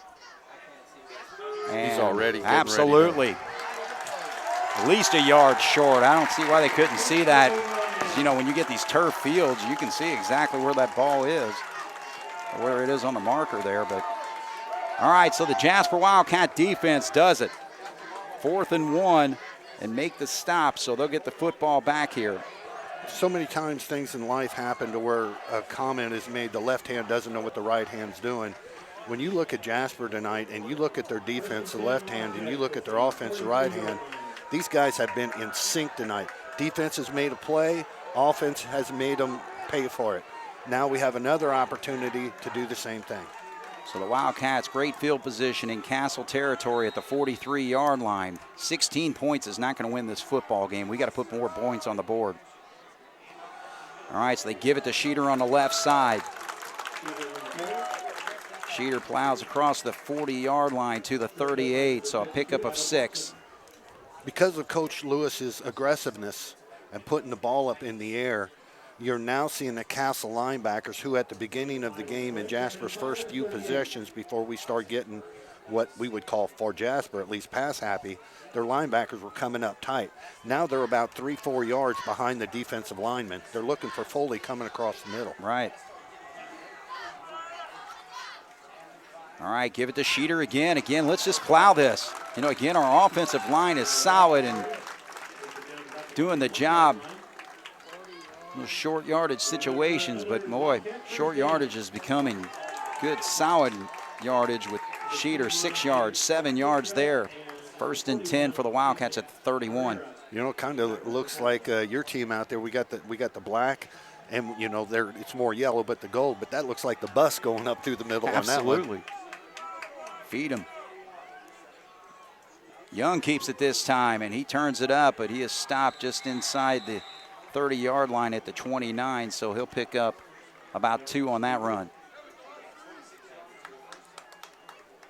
Once again, at this particular time, being that they got a score, it's a 10-point game, just up the middle, up the middle, up the middle. Until they bring everybody in, that's going to open up the outside. All right, so Wallace now in the backfield.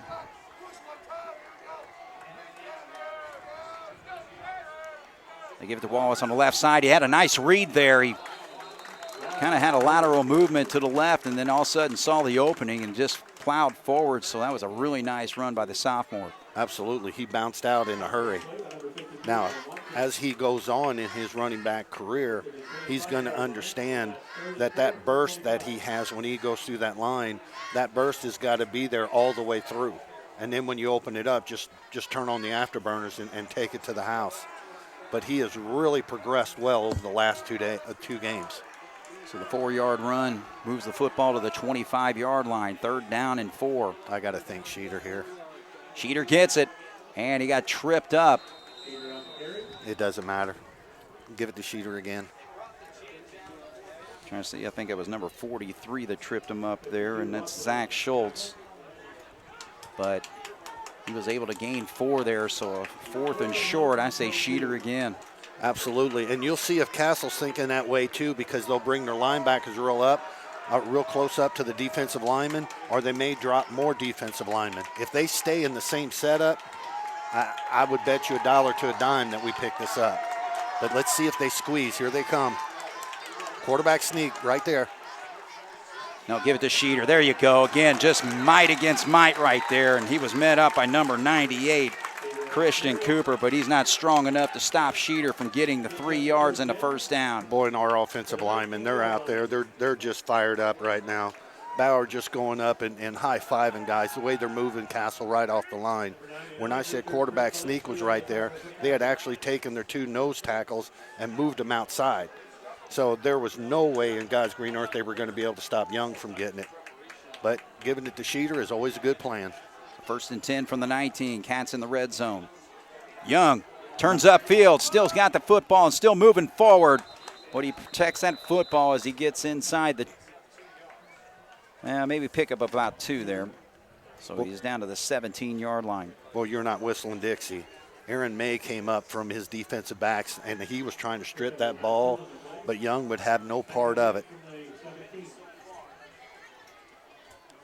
You know, our most success on that, Craig, when we've been rolling him out, is when we've rolled him out and then had him drop back 2 yards. Right. All right, so 2nd down and 8. Wallace in the backfield this time. Cats going to roll out. He's got Gieser wide open in a flat. He's just got to get it to him. He does, and he's in. Oh, it falls incomplete. Man, what happened there?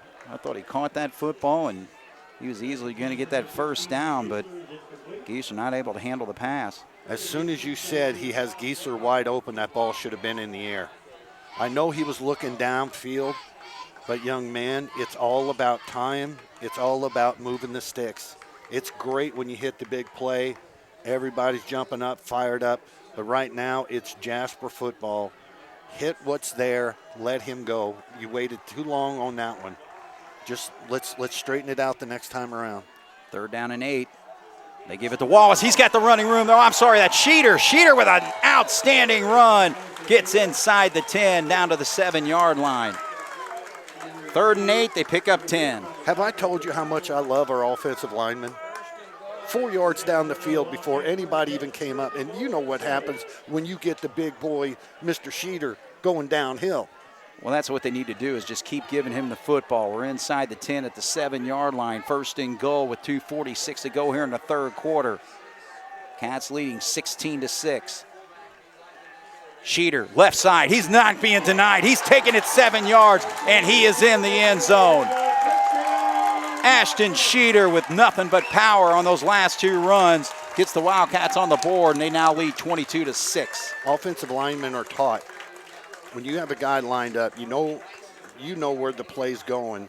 You have an idea. Now, if the defensive lineman stunts to the inside and you're actually supposed to kick him to the outside, if he stunts to the inside, just clean him out. Right. You know, take what they give you. We talk about offense taking what they give, but the offensive linemen take what they give, and those guys just dominated on that possession. Leonard out there pops it straight through, and so he actually missed it. Goodness. All right, so that could come into play here. So now 23-6 with 2:36 to go here in the third quarter. Check out 22-6. Wildcats lead here on 18 WJTS. All right, so the Jasper Wildcats, who made the stop on 4th and 1, had great field position for the 43. Took them only 10 plays to get in the end zone. 1 pass fell incomplete, but the rest of them were running plays. And Schneider, the good majority of them, but the main one on 3rd and 8, 10 yards, and then first and goal from the 7, took it the rest of the way for the score as the Cats kick off. It's fielded right there at the 15-yard line. So Cass will get an opportunity for a return here, and he lunges forward all the way to the 42-yard line. So that was a very nice return there by Evan Rep, number 28. Got up in the hole in a hurry, and because he hit his hole so fast, we were able to make contact with him, but we weren't able to make contact and wrap at the same time. And a strong man like that, you're just not going to bring down with an arm tackle. So now I'm sorry, Craig. We just got to stay away from the big play. Absolutely. So Castle with good field position here at the 42-yard line with 2:29 to go here in the third quarter. Pass out there. He's able to hit his tall, wide receiver there. That's Weston Agner. And he stretches all 6'3" of that frame. And just like that, they are in Wildcat territory at the 38-yard line. Boy, you're not. I mean, what you said right there, if that ball is a half inch, he did a heck of a job of reaching that and stretching out, knowing that when you come across the middle, you're probably going to take a lick. So 20 yards on the play, 1st and 10 for Castle. And again, they've shown that they can hit quick. But the Cats will get after him. Potts now chases him down, and that's going to be a big sack.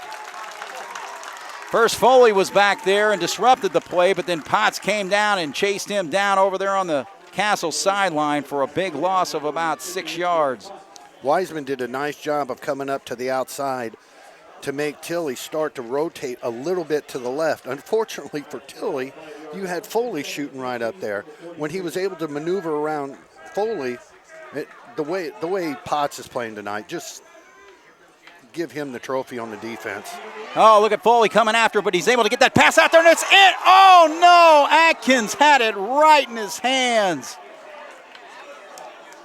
Oh, man, Atkins, you had a gift right there that you just let go. But, hey, still, though, the coverage was good downfield, and the pass rush was right there.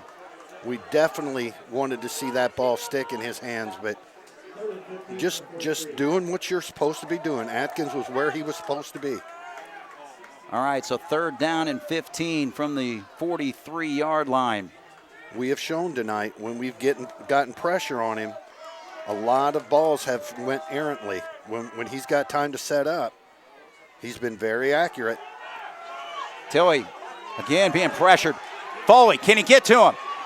Oh, no, look at Peter. He's going to finish it, and he is down right there. So what an outstanding job. Foley right there to disrupt him, got him spun around, and he wasn't able to get the pass off. So Victor Peter makes the sack there. And what a humongous loss on that play. Anybody other than Foley, well, maybe Schneider because of their height, I think he would have tried to get that up, but Foley is so big and was so close he couldn't get it up. And when he rotated, and once again, as we have shown all year, when one guy's chasing, he knows his buddies are coming up to help, which puts him in an obvious punting situation. All right, can the Cats get there? Actually, they're going No to try way. to run it out of this. No Oh, my way. goodness. Oh, my goodness. What He is- gets hammered out of bounds, so the Jasper Wildcats are going to have unbelievable field position now. You can't do that. If you're going to go for it, go for the big play that you hit earlier.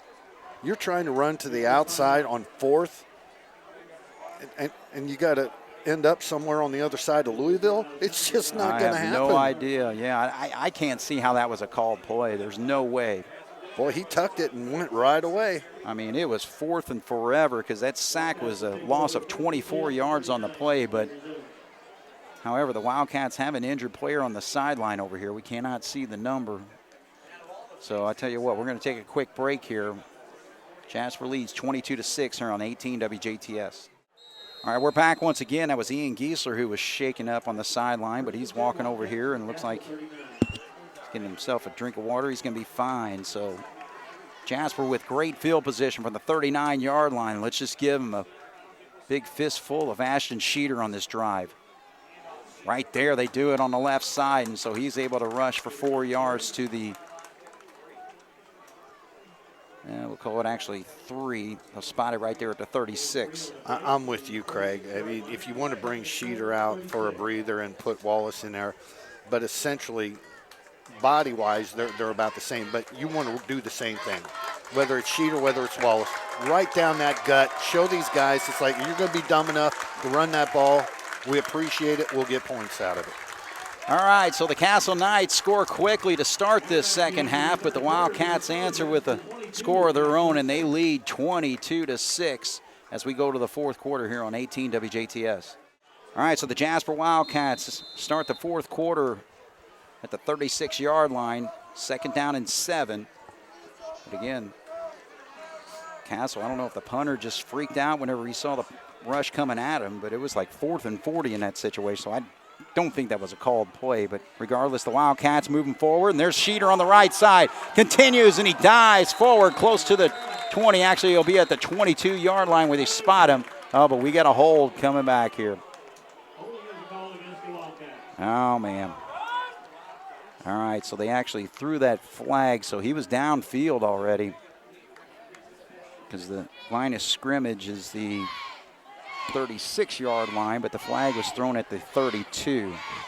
That's a good teammate right there. Schneider coming off the field, Wallace going on, and Schneider's just encouraging him, just go out there and pound him, go out and pound him. Right. Yeah, we've moved the ball back, but you know what? Look at it from a positive standpoint. This gives us more yards to move the chains, to eat more clock, and put this game away and give Jasper, I know they got to win 2 more games, but if they're not getting beat by these guys, North and Vincennes is not touching the black and gold if they come and take care of business.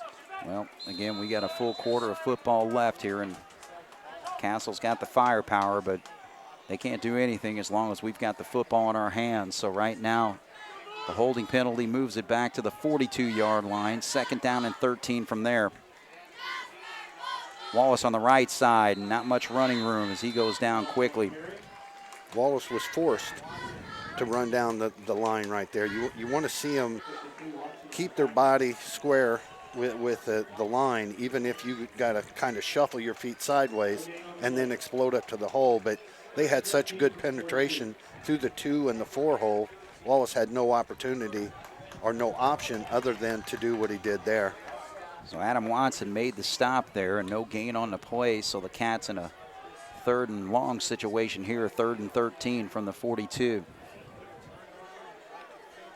They bring Foley wide to this side. They got a safety help over top. Throws it out there. He's got a man complete right there to Albrand.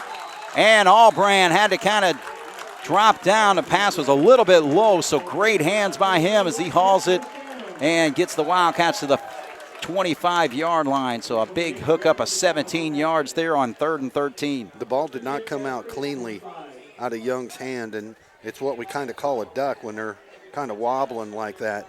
but still the young man had enough to get out. Allbrand made the adjustment. They were paying so much attention to Foley over here, and rightly so for what they had done through the course of the first part of this game. But you can't forget about Allbrand over there. You just can't do it. Again, a huge third down conversion there, so now you can kind of go back to the power football, and the Cats go north and south there. Rush it down to the 20-yard line, so a pickup of 5.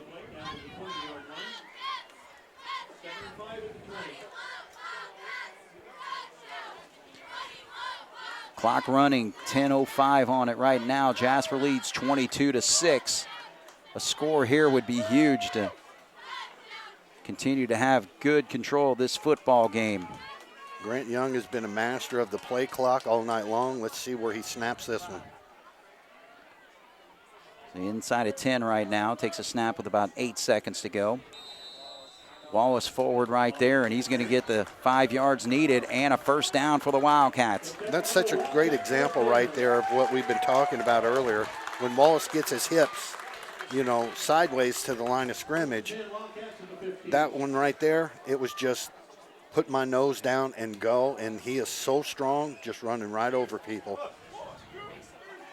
So, the big question for the Castle defense, or what it should be right now, is do you want a big dose of Wallace or do you want a big dose of Schneider?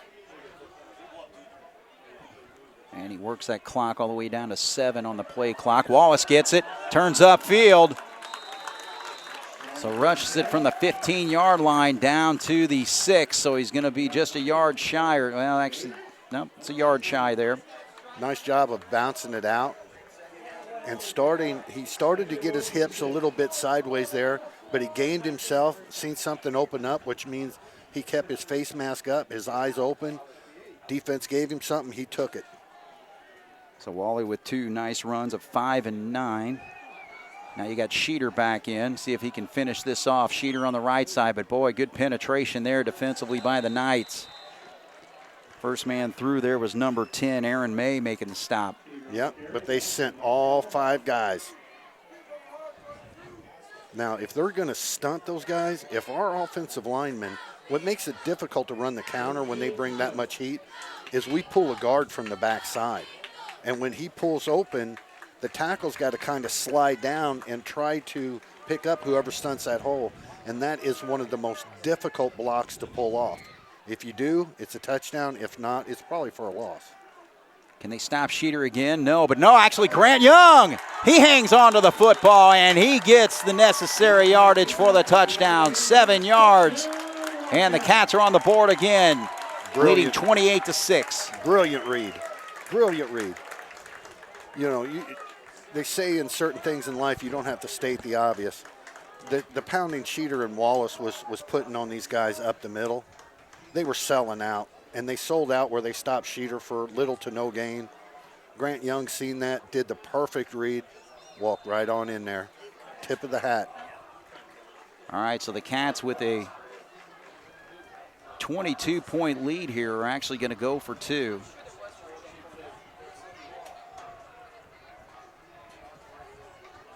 All right, so a little confusion on what the play is because now we're down to 7 seconds.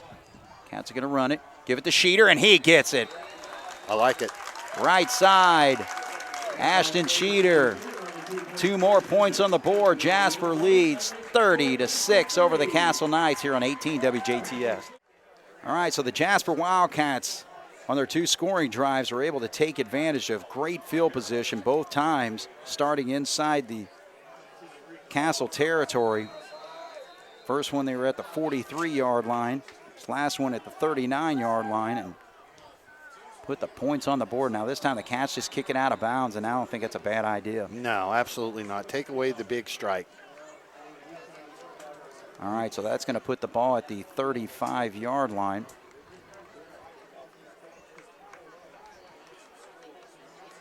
Yeah, when you've got unless they make them kick it again. Well, when you got the control of the game, you're at 8 minutes. If you can, even if they score, if you keep them to where they've consumed a lot of the clock, that's Coach Lewis has been looking out at this defense and going, we've just been terrorizing these guys all night. There's no reason to think that we won't do it again.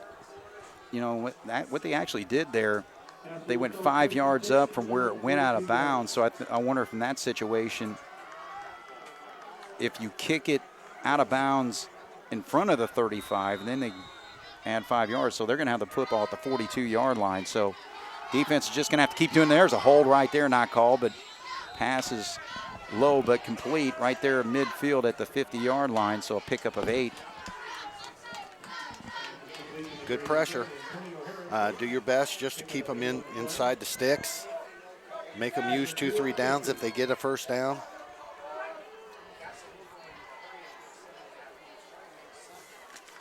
So football at midfield. Cats getting after the quarterback. Now he's going to throw it long. He's got a man if he can get it down there, and he hauls it in. So just like that, again, Castle's got the firepower. They showed it to start here in the second half with a 74-yard touchdown play.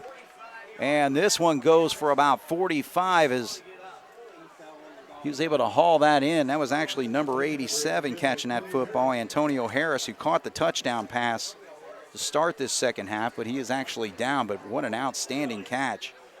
The ball was overthrown. And that young man said, I'm going to get it anyway. And he chased down. And I think that right there, now a whole lot of speculation is not good, but the way he had to stretch out for that ball and bring it into his body and in the diving motion, you would think that he got if nothing else, the air knocked out of him. All right, well, as they tend to the Castle player, we're going to take a break here. Jasper leads 30-6 here on 18 WJTS. All right, so Antonio Harris was able to get up and walk off the football field, so that's good news for Castle, but bigger for him right now is that it's first and goal from the 5 as they try to battle back in this football game with 7:22 on the clock here in the fourth quarter, trailing by 24. Now a quick pass right there, and again, that just shows the ability of this football team, how quickly they can score. Braden Bishop lets the ball fall right into his hands in the end zone. So a nice pass there, 3 nice plays there for Castle, and they're back on the board. Quarterback for the long one, like you had mentioned, had gotten a lot of air underneath it to allow his guy to run under it. And, he looked like he gave a little bit more because he was stumbling and he just stretched out as far as he could. But Tilly, boy, I tell you what, when he's got time tonight, he's played some really good balls. It's almost scary to think that he's only a junior. Well, the thing is, he's signed to play for Auburn. He's an outstanding baseball pitcher, so he's going to be pitching in the SEC in a couple years. But right now he's playing football on a Friday night, and a penalty flag flies before they're able to get that play off, and that's going to go against Castle. So instead of 3 yards out, they got to do it from 8 yards out, trying to get the 2-point conversion, trailing right now 30-12. I'm glad you said that, Craig, because when they were talking about Tilly, I was like, why do I know that name? And it was Jasper's run up to the state championship in baseball when we went against Castle. They put him on the mound, and they were talking about him going to Auburn. That's interesting. All right, so Tilly's going to try the quick hitter there, and good job by Allbrand to read that and knock it away. So great coverage there by the Wildcat defensive back, number 4. And denies the 2-point conversion. 30-12, Jasper with 7:13 to go here on 18 WJTS. All right, so Castle's going to set up for the onside kick here. Jackson Mitchell, see if he can do a little bit better kicking the football because he has really struggled as a punter tonight. Interesting setup. 3 guys that could kick it. Quick boot there, and Giesler, oh boy, he juggled for a second there, but was able to gather it in. So a nice job by the number 16 for the Wildcats, and Cats will have the football right there at the 46-yard line. If Coach Gobert was watching that, he'd be kind of happy, even though that Giesler's not a shortstop. The way he got that ball up into his body and kept his body in front of it and stayed with it and able to gather it up. And be honest with you, a couple of first downs, we could salt this thing away. Absolutely. So Sheeter in the backfield. Give it to him. There you go. Quick pick up a 3.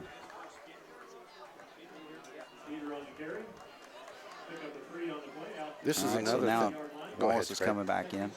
You know, we had noticed over the course of time that even though the opponents have 3 timeouts late in the game, they've not been able to use them because you want that first stop on first down to where it's like 1st and 10, you burn a timeout. But Jasper's getting first down, so when do you use them? Right. Well, we got 6:34 on the clock right now. Cats got it down to 6 before that snap there. But good job by Wallace there. Man, Wallace looked like he could have been stopped right there at the line of scrimmage, but showed some quickness there to turn up field and gets it into Castle territory all the way to the 45. Wallace coming through like a man-child, getting hit and taking that ball and putting both hands on that ball, because the only thing, in my opinion right now, that's going to stop Jasper from getting a W in this game is if we turn it over and give that big strike offense another shot. Right. So protect the football, keep moving the chains. You ought to be able to do it here on 3rd and 1. Yep, Wallace straight up, and he gets it. So now at the 38-yard line, a pickup of about 3 on that run. 1st and 10 for the Cats. Oh, to be a defensive player and take the pounding from Schneider, and then a fresh Wallace comes in, gives you pounding. Now Wallace comes out, put in Schneider, let him pound again. That is just, boy, that's not good. All right, so it's lunch pail time for the Wildcats again. Just workmanlike effort on this drive to finish things off. Ball's at the 44. Schneider. He is hit right away, but hangs on to the ball, and the clock continues to run with 5:19. Yeah, they are totally selling out for the run right now. But Coach Lewis has objectives. His 2 main objectives right now is to eat the clock or force Castle to use their timeouts. You know, and then once their timeouts are gone, of course, they can't do a gosh darn thing about it. So Coach Lewis definitely in the driver's seat right now, and seems like he's making the right calls. Well, it's obviously a real tough situation when you look at the scoreboard. Cats up by 18, so that's 3 scores that Castle has to somehow miraculously come up with, and Cats are not going to allow that to happen, I don't believe, as Schneider's able to rush across the 40 to the 38-yard line there. So a 4-yard pickup there. 3rd down and 5. Clock continues to run, 4:25. Play clock just starting there with 23 seconds, so we'll be inside of 4 after this play. I was concerned about Schneider being stretched out so much during the Central game last week. I was very happy to see that even though they've kind of tugged on him a little bit, they have not been paying him the same attention. All right, this time Wally gets it on the right side. Met up there by number 28, Evan Reff.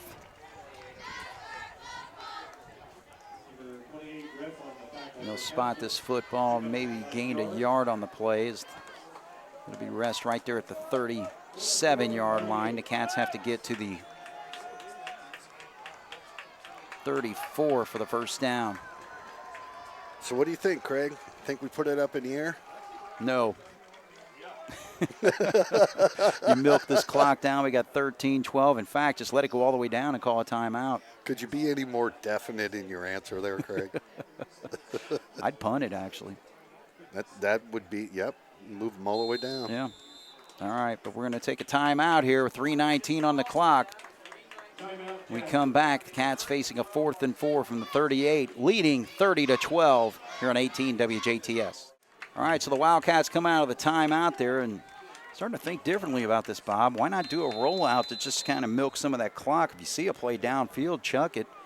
If anything, throw it deep, and if it gets picked off, it's like a punt, you know? Yeah, you're right. All right, well, we'll see what the Cats do here on 4th and 4. They do pass out of this situation. Ooh, they actually shovel pass right there to Foley. Nobody expected that. And Jasper pretty well seals this football game with that first down. I was thinking rollout, but hey, why not? That was an outstanding call by the Wildcat coaching staff there. Well, you weren't all the way wrong because he initially started to roll out, which got the flow of the guys in the back. The defensive backs flowed over and went down because we sent our receivers deep. And then Foley just comes up the middle. Man, that was, I'm with you. Of all the plays I was thinking, that was not coming up in my mind, which proves why I'm not making the call for the black and gold down there. All right, so 11-yard pickup there. So Grant Young and Foley have just been so resourceful tonight. But now Young keeps it. Race to the outside. Can he get to the end zone? Oh, boy, he had the sideline there, but actually ran out of bounds. Looked like he was going to possibly score. But Grant Young with a big run there gets it inside the 15 to the 13. So a pickup of 14 on that first down run. A good opportunity for teaching a little bit about the game from Coach Lewis right there. He was telling Grant Young, and I can only imagine that he was telling him when he was coming back to the huddle, young man, if you're not going to get that corner, make sure you bury yourself inbound so that clock keeps running. Yeah, that's true, because they did stop it with 2:41, but still. Cats should be able to run out a lot of this. And Potts has got to be careful there. He kind of getting into it with one of the Castle players there and retaliated downfield there, but officials didn't call anything there, so. Well, there's very little that Potts can do at the end of this game to tarnish the type of game that he's played. You know, big-time players must play big-time in big-time games. And we've had Potts, we've had Foley, we've had Young, we've had Sheeter, we've had that whole gosh darn offensive line. You had Wiseman with the fumble. Man, a lot of them stepped up. Wallace on the right side. He was thinking end zone there, but he gets inside the 5 to the 4-yard line. So a pickup of 5. He's going to be close to a first down, actually. Oh, but he's slowly gimping over to the sideline, so hopefully he's okay. But nope, he stays in. He's really, the way he's running, he's tired. And I, you know, that's one thing I really like about this team.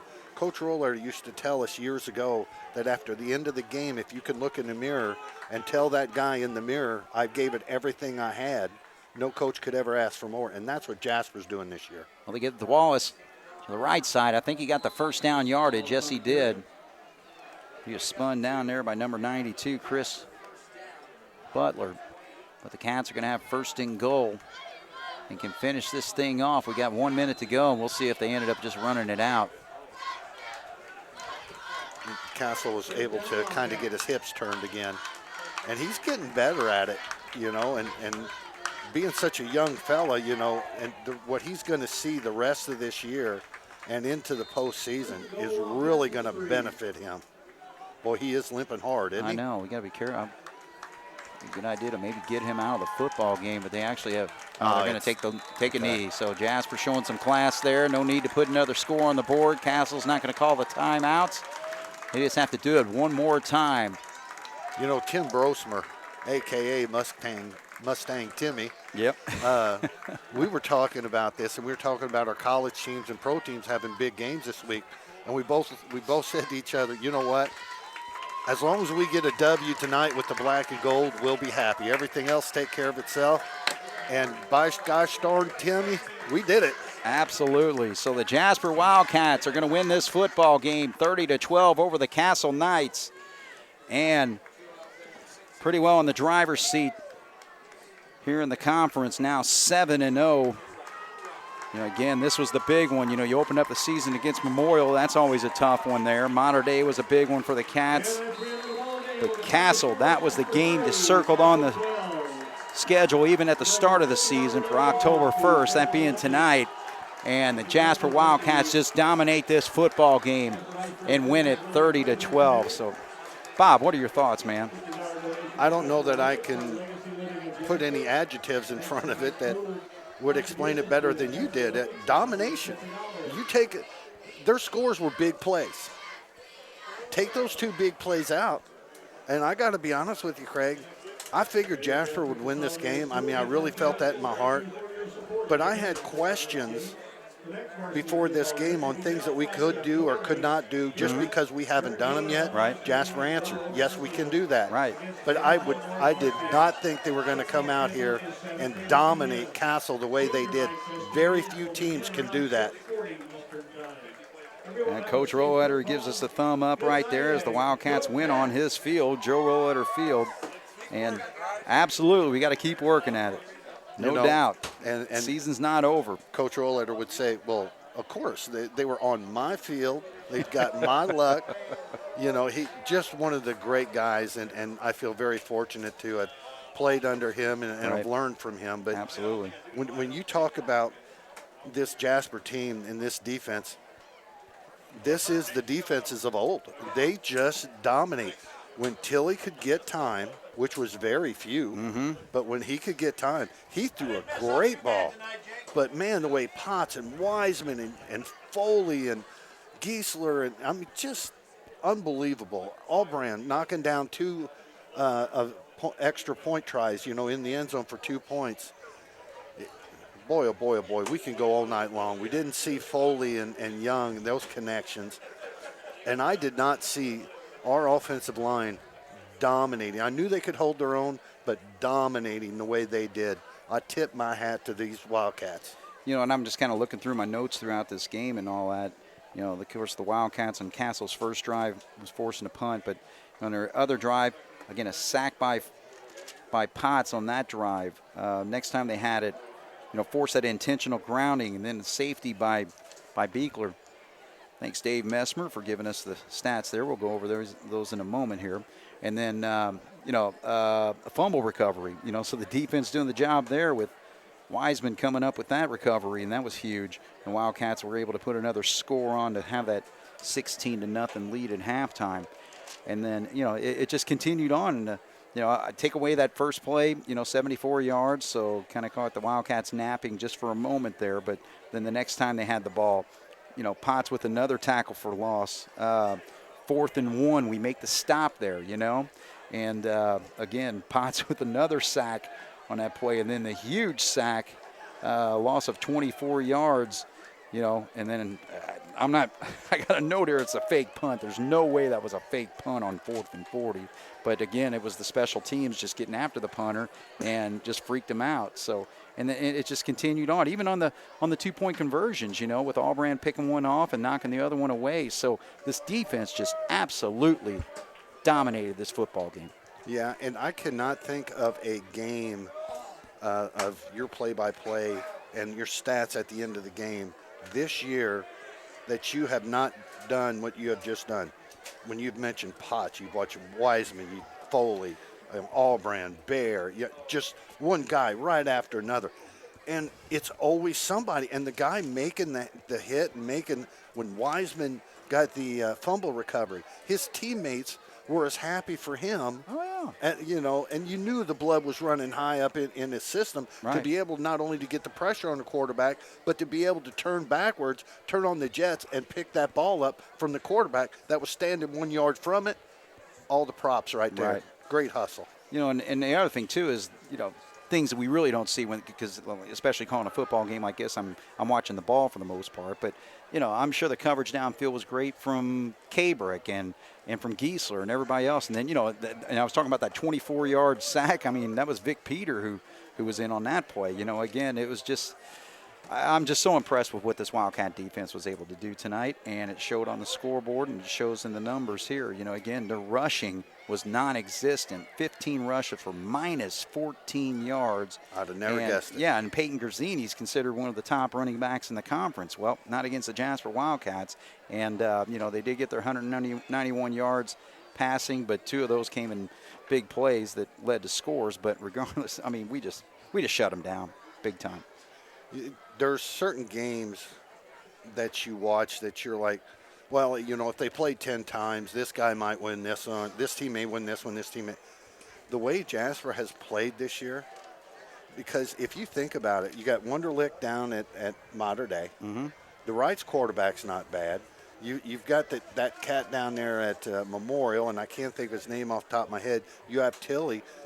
We have played against guys that can put it up in the air. Right. And the one thing that our defensive line and our linebackers have allowed us to do is keep our Atkins and Beekler and Albrand and Bear. Okay, you guys just take care of this. They've been getting so much pressure on these guys. When we got Foley and Potts and Beekler, those three, you should not be able to get pressure with 3 down linemen. Right. And these guys have done it game after game after game after game. I know, and the quickness is just amazing of what they have. I mean, because Potts was running people down all night tonight. Beekler always does. Again, it's just, and Foley when he's in there, and then of course, it's just so impressive of what they've been able to pull off. But now let's talk about the offense. Again, the Wildcats, 54 rushes for 217 yards. The passing game, I mean, my goodness, how many conversions we had in key situations. Grant Young, 13 of 18 for 139 yards and 2 touchdowns. Foley had 8 catches for 106 yards and 2 touchdowns. But again, so many key situations where we came up with big pass plays, like on that 4th and 9, where we picked up 12 on that Young to Foley combo there. Just trying to see some other. Again, it's just all over the board tonight. But and then when it came down to ball control and moving the sticks and basically keeping the ball in our possession so Castle couldn't do anything. My goodness, I mean, Ashton Sheeter, 20 carries for 95 yards. Will Wallace, 16 carries for 63 yards. And Grant Young, I mean, he had some great runs tonight, 13 carries for 52 yards. So, again, just offensively, also, you can say we dominated the football game. Yeah, absolutely. As we talked about the defense, we talked about the offense, you talked about Sheeter, you talked about Wallace and Foley. You can just go on and on and on.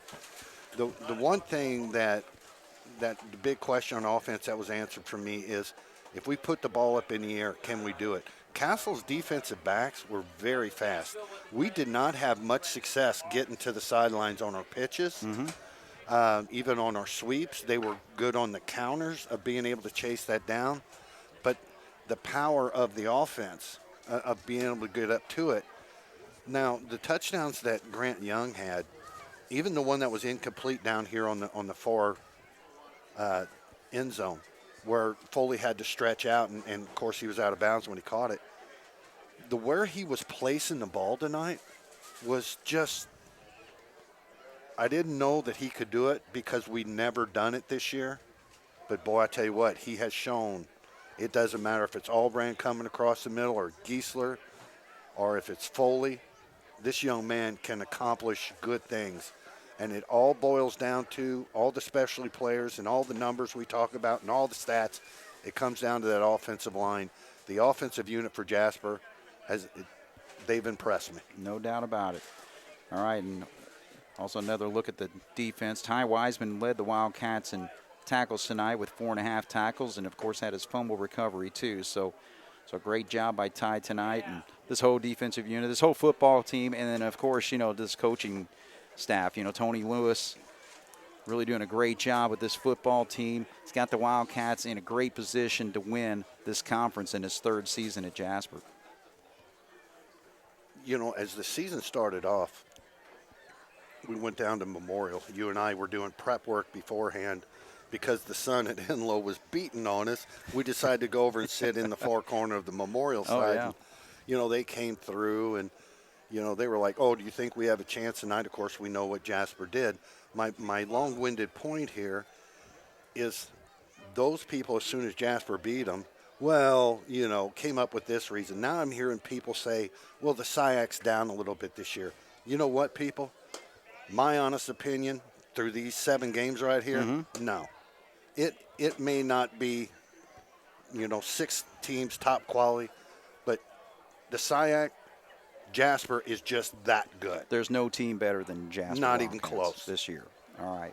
So Jasper improves to 7-0, and all 7 of those wins, of course, are conference wins because everything we play is in the conference. So 7-0 on the season, so they stand atop the SIAC conference, and Not sure who Memorial played tonight, but still, they will not be able to change things. Jasper just has to continue to take care of business against Evansville North next week, and then finishing off on the road at Vincennes Lincoln. Castle falls to 5-2, and again, you know, this was a statewide game, and Jasper answered the bell tonight and just showed that they are worthy of being the third-ranked team in the state. Absolutely. All right, so for Bob Welp and Jeremy Markos on the video, my name is Craig Schneider. This is Wildcat Football here on 18 WJTS. Good night.